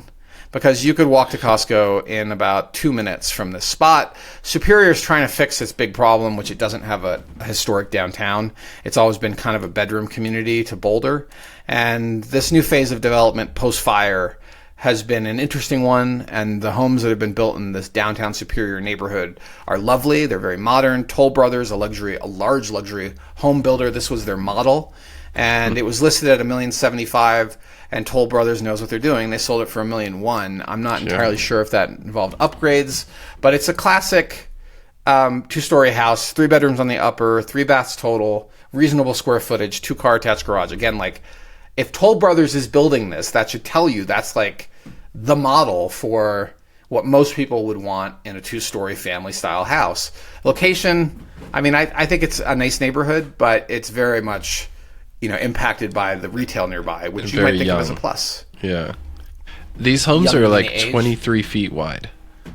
Yeah, at least from the floor plan. Yeah. Which actually, now that I mention it, I think my house is 23 feet wide. So right around. All right. Yeah. Let's hit our last one. 300 Lewis Drive in Louisville, and I really like the street. I've had listings on the street. I've helped buyers buy on the street. It's a cool spot, and this style of house sells pretty quickly. It's a modestly sized ranch with a basement and a 2-car attached garage in functionally walking distance to open space and downtown, so it's really well positioned. It works for people that are downsizing. It works for entry level first time buyers. And this home was listed and sold at the full full list price of $744,900. And I just mention it because it's just a good spot. If you're thinking about a first-time home and you're thinking about, say, Martin Acres in Boulder, you should also consider Louisville. You just have to wait quite a bit longer to find the right house because there isn't as much supply, although right now there happens to be more supply than typical. And this house had some nice updates. Looks very functional, and I'm surprised it took that long to go under contract, to be honest. It was available for basically 2 weeks. Well, at least through one weekend. Let's call it 10 days. And it sold in the normal time frame. There was an additional concession for $14,000. If I had to guess, that's the roof. Like, that screams roof. $14,000 could have also been a sewer line. So there you have it. Realtors, and I know I just harked on you for time, but Realtor shows that it sold in earlier this year for like $425. Is that accurate? Because I was thinking maybe it's a flip. Oh, Hamish, you're right. Yeah. This is a sad story. Oh, it's a sad story. Yeah, you're right. So in June, an entity called Ascend Equity acquired it for $425 and paid the longtime owner, the person who owned it since the 90s, $425. And I mean, the person, that was June 16th. And they had it on the market on what day? September 4th. Yeah, so 3 months later, the person was out and they had it on the market. And if you do the delta there, right? Like, that's a $300,000 profit. Yeah. Something like that. Let's see. They paid $425. They sold it for $744. So that's $320,000 profit for, I don't know if, I mean, it looks like, it says meticulously updated, so that does look like it was flipped. Mm-hmm. And flips, we didn't go into this house, so all of the interior looks very current. And that's because they did a nice job. It's probably a flip. But you can't tell build quality and finish quality until you're into the home. So, Hamish, great call. Good catch. It's a flip. And it's a flip that if maybe they put 100 into it and they cleared 2. So kudos to the flipper, although I feel bad for the seller. Yeah. Right? They never hit the public market. Is insane. Maybe they got so I get these letters sometimes in the mail. I'll pay $425 for your house right now. And he's like, I'll take it. I need to sell right now. But if they had just done the work, they would be the ones collecting the $200,000 plus profit for owning this thing for only a couple of months. Wow. Truly. Maybe we're in the wrong business, Hamish. Oh, we should be in the flip business. The problem with the flip business. The problem with the flip business is that it risks taking advantage of sellers. Yeah. And we don't know that's the case. I don't know what the deal was with this seller and this entity that bought it. I just know that there was a lot of profit in this flip, and I hope the person wasn't taken advantage of. Yeah. Because there's a saying in the flip world, you make your money on the buy, right? And clearly they made their money on the buy. I mean, somebody's losing something, yeah. News. No, it's not news, Hamish. It's time for shameless self-promotion. And I just want to mention a thing that we're working on. And so we pay attention to some of our colleagues and competitors and what they're putting on social media. And sometimes it is such a delusional look at the actual day-to-day of a realtor. Like, it does not represent what you see in these curated social media posts. And I just feel like somebody needs to say it, right? Like, this week, we're going to start maybe doing some more realistic posts of what it really is like, where we're spending all this time driving around, looking at homes, meeting with contractors, meeting with inspectors, handling negotiations. As soon as I'm off this podcast, I'm calling an agent for which we're currently in negotiation on cracks in the foundation and old water heaters, and I'm trying to get the best deal for my client, and my client is right to object to these things. There are new discoveries in the real estate transaction process. They did not know that the foundation had these issues. They now are discovered. They're evaluated by an engineer. They have to be paid for. And if they don't do the work, they're just kicking the can forward when they have to sell the home because they have documentation that this foundation needs some repair. Luckily, the home is not in need of massive repair, but it still needs some repair, and it adds some risk to the buyer's side of the table that the foundation isn't perfect. Of course, no foundation is perfect, even a brand new one, but still, it's something that we have to address as part of the purchase process. That's reality. That's what we do. Show homes, negotiate, handle due diligence. And then I flip over to like some of my colleagues, and particularly at the high end, and I look at their marketing, and I'm like, it looks so glamorous what they're doing, but I can tell you two things. One, almost nothing is selling at these upper ends of the price range. Yeah, we've gone into that. Yeah. The more successful they are, the less likely they're spending their time attending champagne and cocktail parties, right? They're not going to, that's not what they spend their time doing. And so it just feels very disingenuous sometimes about what we actually do. So in this latest piece, I've got some recommendations when you're interviewing agents. This piece of content I'm working on, it's pretty short form. It's 60 seconds. And basically, I'm recommending you ask your agent what they actually did this week. What did you do this week? And if you don't hear stories of negotiation, showing property, due diligence, research, research, market updates, like understanding what's happening in the market, if you don't hear any of that, and you hear them talking about like driving around in Rolls Royces and doing sponsorship deals, like, are you sure this is who you really want representing you? You don't have to choose me. There's lots of other good agents out there, but I would say for every good agent, there's probably 10 that are really mediocre. Yeah. And that's the reality of this business. And it's so hard for the consumer to know the difference. So don't believe the hype you see on their social media, even mine, although you can, we've been talking about this, we're now 2 hours into this pod. We're not faking it. This is really what we don't do ghost stories normally, but still, we could do market analysis. We could talk about negotiation. We show property. We care about due diligence. That's our hallmark. And we care about marketing homes properly for sale if we represent you as a seller. Yeah. Okay, time for the news, Hamish. That's our shameless self-promotion segment. Okay. All right. Let's talk about news stories. And I think we're going to try to wrap this up a little faster because we don't like going over 2 hours. I feel very much of responsibility to your time. But there's some interesting news. So the first piece is Boulder Airport. What are they doing, Hamish? Yeah, so this one, I think, maybe this year even, we talked about it on the podcast. There was some chatter about shutting down the Boulder Airport, and we got into about how it's on a lease from the FAA, and there's a lot of federal funding and kind of complexity with that. And then there's some controversy with the Rocky Mountain Airport and Superior.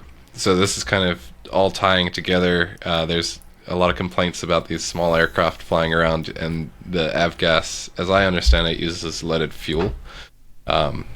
Supposedly, even with my mechanical background, I don't really know, but it's supposedly a little bit better on engines. And so there's a push, and it looks like Boulder Airport is going to make the transition to non-leaded. So it requires, I think, a clearance from an aircraft, a new fuel tank, and it's $1.90 a gallon more expensive, is what I'm gleaning from this article. So I don't think that's the entire full story. So yes, most of what you said I think is right, Hamish, but where I think there might be confusion is that the reason these aircraft, general aviation, are using lead is not just because it's better, it's because these planes were designed when lead was in for lead, right? And it reduces knock, allows them to have a higher power fuel and less knock. Okay. And the fuel that is lead-free does not offer those benefits, and so people that own older vehicles sometimes will even use a lead additive in the fuel, which they're dumping lead back into the air. The reason we don't have lead in fuel anymore is because it's in the air when you burn it, and now you're inhaling lead, and it results in all sorts of bad health effects, including reduction in IQ in children. And so for many years, I've told people that, if you're thinking about buying close to the airport, you should always be thinking about the noise from the planes. And you should be thinking about the orientation of the runway. Flight pattern. Right? Because if your home is underneath the runway where planes take off and bank, you're going to hear a lot of aircraft noise, particularly on the weekend, particularly in an affluent community like Boulder, where there are aircraft owners of general aviation, which general aviation is mostly for fun. Mm-hmm. So you may want to think about that before you buy the house. But now, in addition, clearly we should also be talking about lead exhaust fumes from these old airplanes. And the most interesting thing about this article is not that they're transitioning to lead-free fuel. It's that they're just going to offer lead-free fuel. Good distinction. From what my read of this is that the leaded gas is still going to be there, And this is part of a big push for the city to take over the airport, right? There are people that want to turn all of that into housing, and there's quite a bit of opposition to it as well.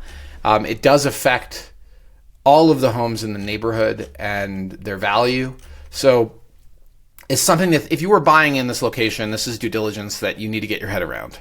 And you need to get your head around the reality that at some point this airport might close, particularly if you care about general aviation. And you are a participant, that might be really, like if you bought a home thinking you can get really close to the airport and go flying every weekend, this could really kill your fun. But it also, maybe it should if there truly is lead in the air. And I don't know that. I just think that if that's actually true, there should be some lead monitoring of the air near the airport, near the homes in the airport, near the homes in the neighborhoods near the airport. There should be some air monitoring going on. But there's this lead overhead event, which I think is interesting. I saw that. And the quote is, "There is no threshold or safe level. As a physician, I see only one conclusion. We must urgently eliminate lead from avgas," who's a public health researcher. And there's other research that says, that the airport does put out lead in the neighborhood. So keep an eye on that story. While we're on the lead topic, did you see the article that came out about certain protein powders having like over the acceptable amount of lead in them? I saw that. Yeah. Yeah. I think I also have heard that like a third or half of Amazon's supplements are fake. So be careful buying on Amazon. The naked think stuff, we're gonna right, is still good. I don't know, but we're going to start buying our stuff at Costco, which I know historically has a much better supply chain. They don't do minimums. They're doing well beyond the minimum. Yeah. Kirkland branded stuff that's in the Costco supply chain is probably better, but who knows?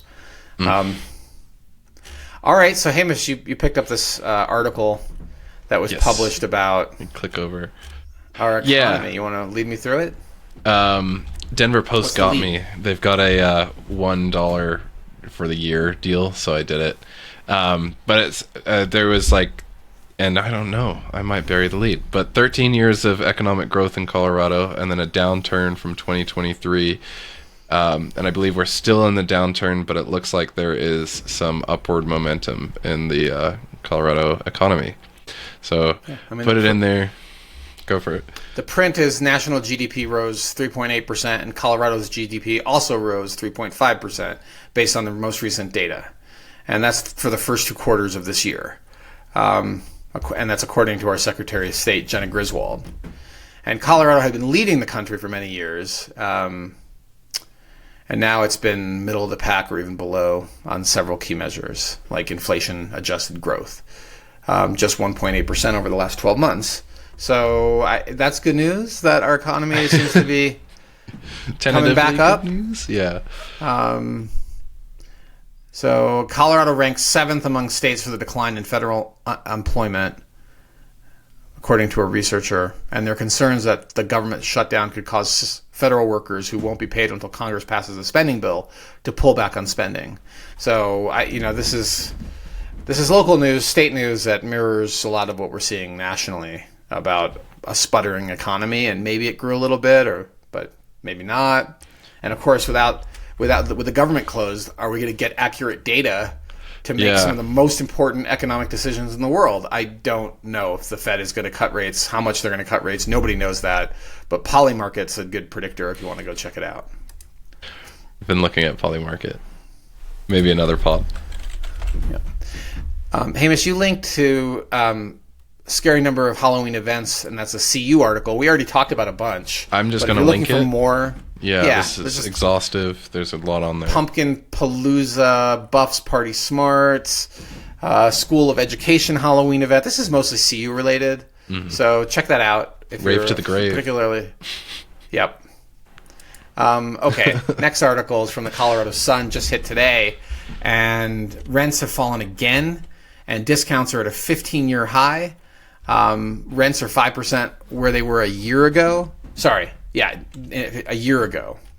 Although still much higher than 2022. So That's really no surprise. I mean, I've been talking about the data in Denver showing attached dwellings in particular, how many there are on the market. I'm actually helping a buyer right now look for a condo in Denver, and he's got pick of the litter. It's really interesting. Like every complex has 2 or 3 minimum available, and new build they're offering they're signaling they're very negotiable. So we may be coming in pretty soon with an offer, and we're going to be negotiating aggressively because of how much supply there is. So it's not a surprise that rents are also dropping because there's an oversupply of attached dwellings. And this is something that people really want to see happen in Boulder too. Boulder has had higher than normal inventory as well, but not quite the free fall in the market that we've seen in Denver. I mean, this is the quote. Since the start of 2020, more than 85,000 new units have been added to the metro area's apartment inventory. 5,000 more are expected to be completed this year. I mean, that's just astounding. So if you're in that market renting, you should also be negotiating aggressively. All right, and then this last piece. Hey, do you have anything to say about that, Hamish? I think that's about it. I'm feeling it a little bit in the little bit of rental stuff that we do here in Boulder. But nowhere near to this scale. So, TBD. For my own interest, I hope it stays out of Boulder, but that's me. Well, our prospective tenant told you they can get a better deal elsewhere, so I think we need to look at the price point and see our competition. Just like when we price a house, we need to make sure we are priced to market. Otherwise, we're just wasting time. Yeah. And theirs was a different property class, so maybe, let's have a look at and see where we end up. But okay, you've got this U.S. News article. Yeah. This just hit today, and it is a really interesting article. So U.S. News and World Report, I don't know how I feel about these guys. They've been around a long time. They rank schools. They rank communities.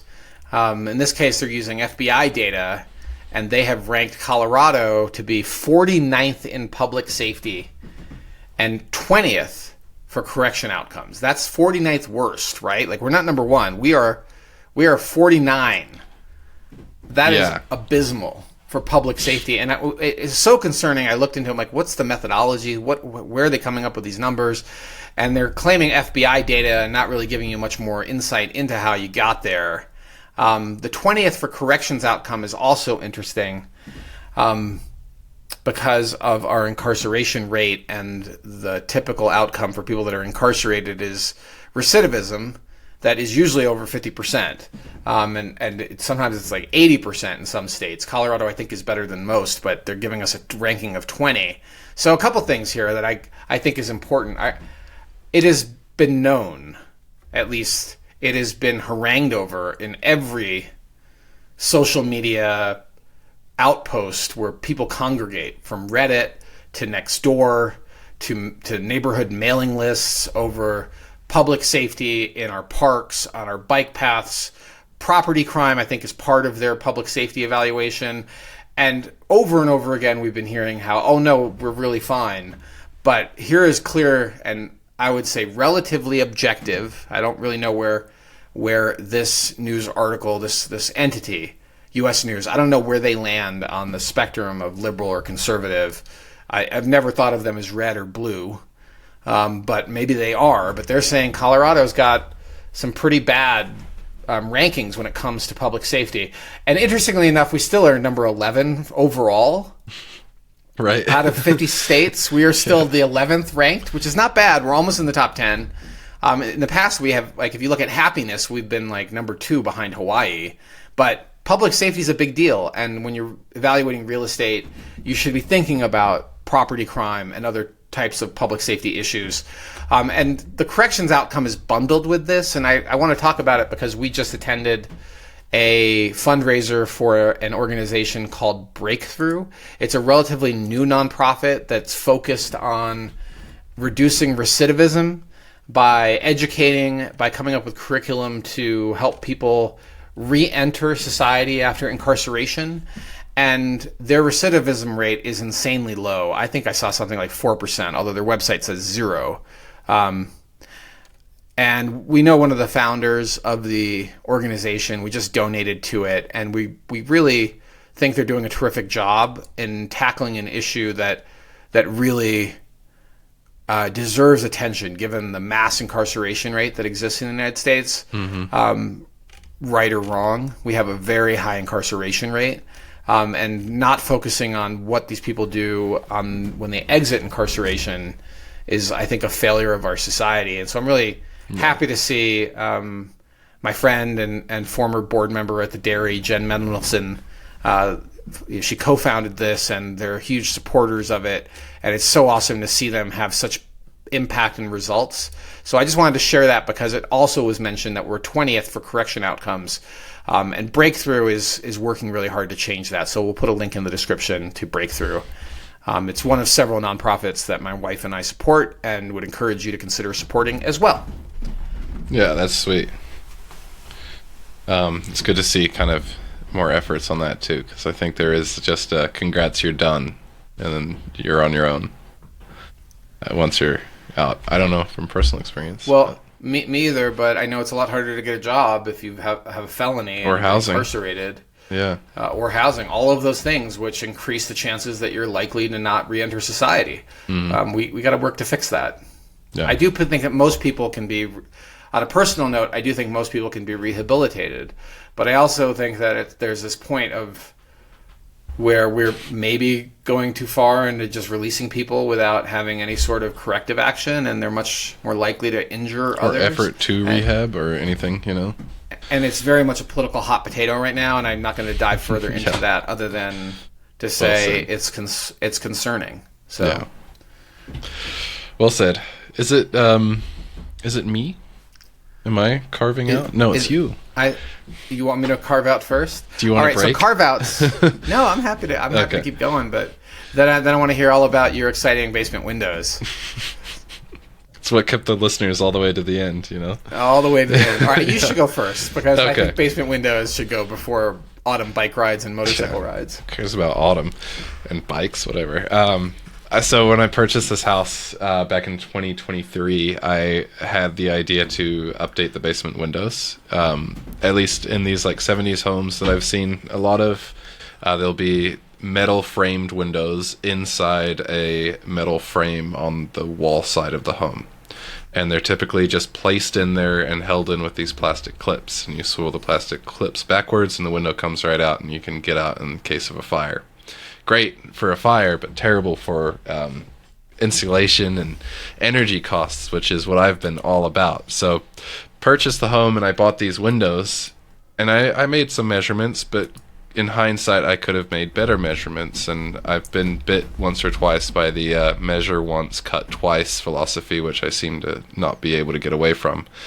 Anyhow, I now have a table saw, and I was able to actually rip these windows to fit. And so I finally got around to it, and I didn't even know that this material called backing rod existed. One of my roommates, Brad, fixes quite a few things, and it was like, dude, you need backing rods. So that was like $5 for 20 feet, and it's just nice. Installing these windows, they're just, vinyl dual pane, pretty standard run-of-the-mill windows, but from going from the metal to these ones, you just hear the sound difference. There's no airflow coming in, especially like working around by these windows. You can just feel the immediate difference placing them in. And this is all kind of part of my trying to keep utility costs and everything down and be as efficient as possible. We've now got like an R49 ceiling, and I'm closing as many air gaps as I can in the house, and just trying to see how efficient we can be about things, while at the same time, I'm pretty, reckless with my electricity consumption and other things. So it's all a balance, And it's not because you're running a grow operation; it's because of all the computer equipment. Pretty much, yeah. And, Hamish, isn't there this point? Like, my understanding of your investment thesis is that you intend to own this home for X many years. Let's call it 5. Maybe it's 7. At which point you're going to turn it into a rental and buy another house in a different location, right? Start to build a portfolio. Yeah. And isn't there a point of diminishing return if you're just chasing energy improvements without considering payback and actual return on investment? Like, if you're just throwing money at energy efficiencies, Like maybe you could be buying like remote solar farms with your dollars instead of. Yeah, I mean, I'm looking at this also from a like, oh, what if that doesn't work out, or if that thesis doesn't necessarily materialize, then I'm still in like a very efficient home, and I think there's you can kind of look at finance or like the investment side of things like this to nauseum, and there's like a certain level of like extreme that I don't want to cross where I'm like, oh, I'm at returning or negative returns by sealing a window and fixing something that's very obviously an efficiency improvement because of the basis of money and returns. Like I'd rather do what's sensible from a standpoint of just like that is money and heating costs and cooling costs being pumped out of the window rather than just correcting it for the next guy or for the sake of doing it. And then there is the radon benefit too, which we'll see on that. I just sealed the third window last night, and I've got that Airthings monitor. But I don't know if I'm gonna really be sweating this. I think all 3 windows was $160 when I bought the house. I don't know if that's really gonna. I'm gonna be, the deathbed, dang, Okay, but that's not material. But the solar is that you're putting on your house this week, and maybe you'll talk about it in the next week's pod. And I guess, and that dude, there's no sensibleness for the investment on that. Oh boy, yeah, that's poor decision making. I'll admit that one through and through. Wow, that's really surprising because the analogy I heard you share is something like this: your door's wide open. Mm-hmm. And is it cheaper to replace the door, or is it cheaper to just pay the gas bill, right? And have like blowing hot air outside the house. Like that's the extreme kind of version of this thought experiment. And of course, you're going to fix the door because it's not just about heating costs. It's about having a sound barrier, a privacy barrier, a security barrier, an insect barrier, peace of mind, know you're doing the right thing. All of those factor into certain types of investments, including for some people solar.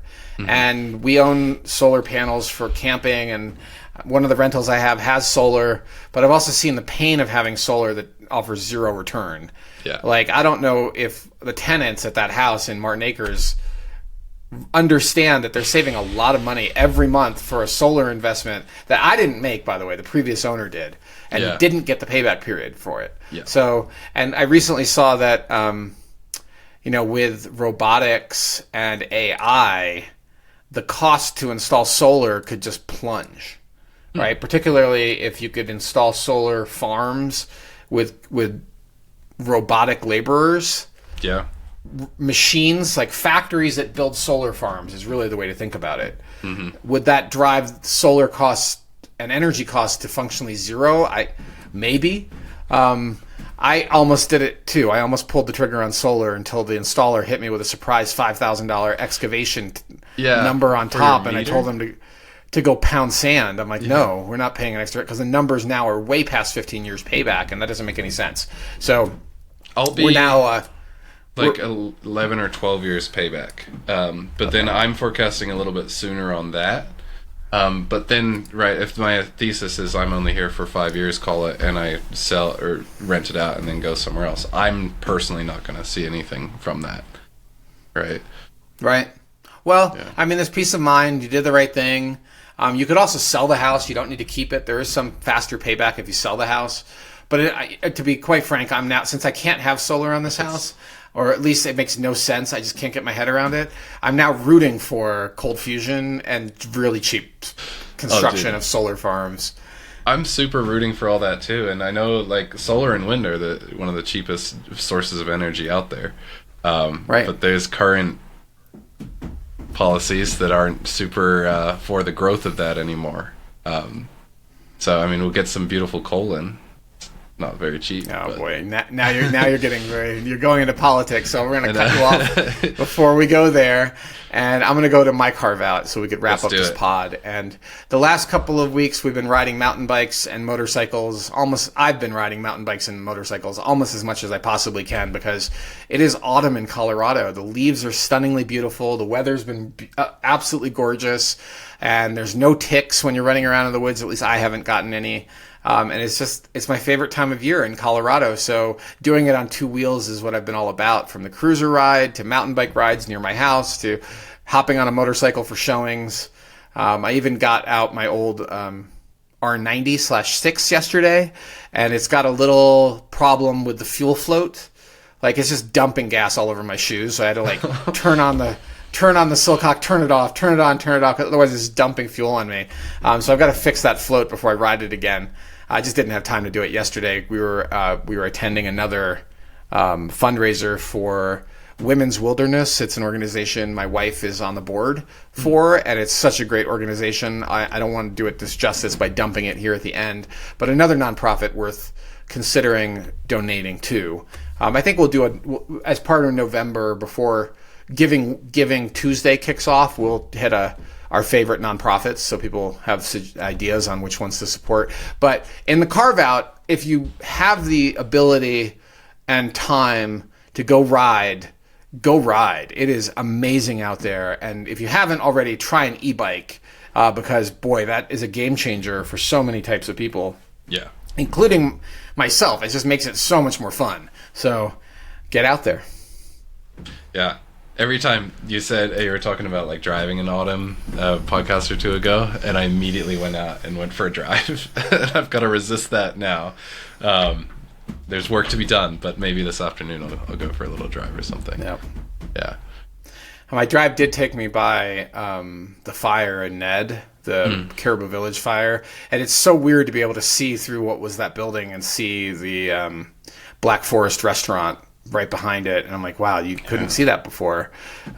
Such a tragedy for the community, but also a way that community's coming together. But I'm not saying go joyride to go whatever disaster view. Yeah. It's but if you are in that area, you could stop in the parking lot and take a look. It's quite it really brings it home, the damage to the community that fire caused. And with that, I think it's time to wrap up this podcast. You've squandered, as the Car Talk people would say, you've squandered a perfectly good 2.5 hours listening to us ramble about real estate and talk about ghosts and talk about other things real estate related and talk about scary things that go bump in the night. Everything from Ouija boards to market conditions. We've talked about it in this pod. And I wanted to let you know that we deeply appreciate you listening. If you've stayed with us through this entire journey, if you'd like more content from us, you could subscribe to the House Einstein newsletter. That's available at hauseeinstein.com. We are now publishing it on a faster schedule. And you can also check out our other social media at YouTube, Instagram, Facebook, X, and Blue Sky. And Hamish, I'm not seeing a lot of content on Blue Sky, so I think we need to crack the whip and get some more fairly Blue Sky what content. We can put on there. Okay, yeah, videos smaller than 100 megabytes. There's a character count. Like it's absurd. It's absurdly bad. But we should be publishing there too, since we are now in the era of partisan social media, clearly partisan social media, and we are not a partisan organization, so we should be publishing everywhere. If you'd like more, visit us at hauseeinstein.com. And I'm Osman. Again, this is Hamish. We really appreciate you. Thank you so much for joining us. And if you have feedback for us, leave us a comment, send us a smoke signal, or pick up the phone, let us know what you thought. Possibly Ouija board. That's right. Communicate with us through the Ouija board, and we will see you next time. Take care.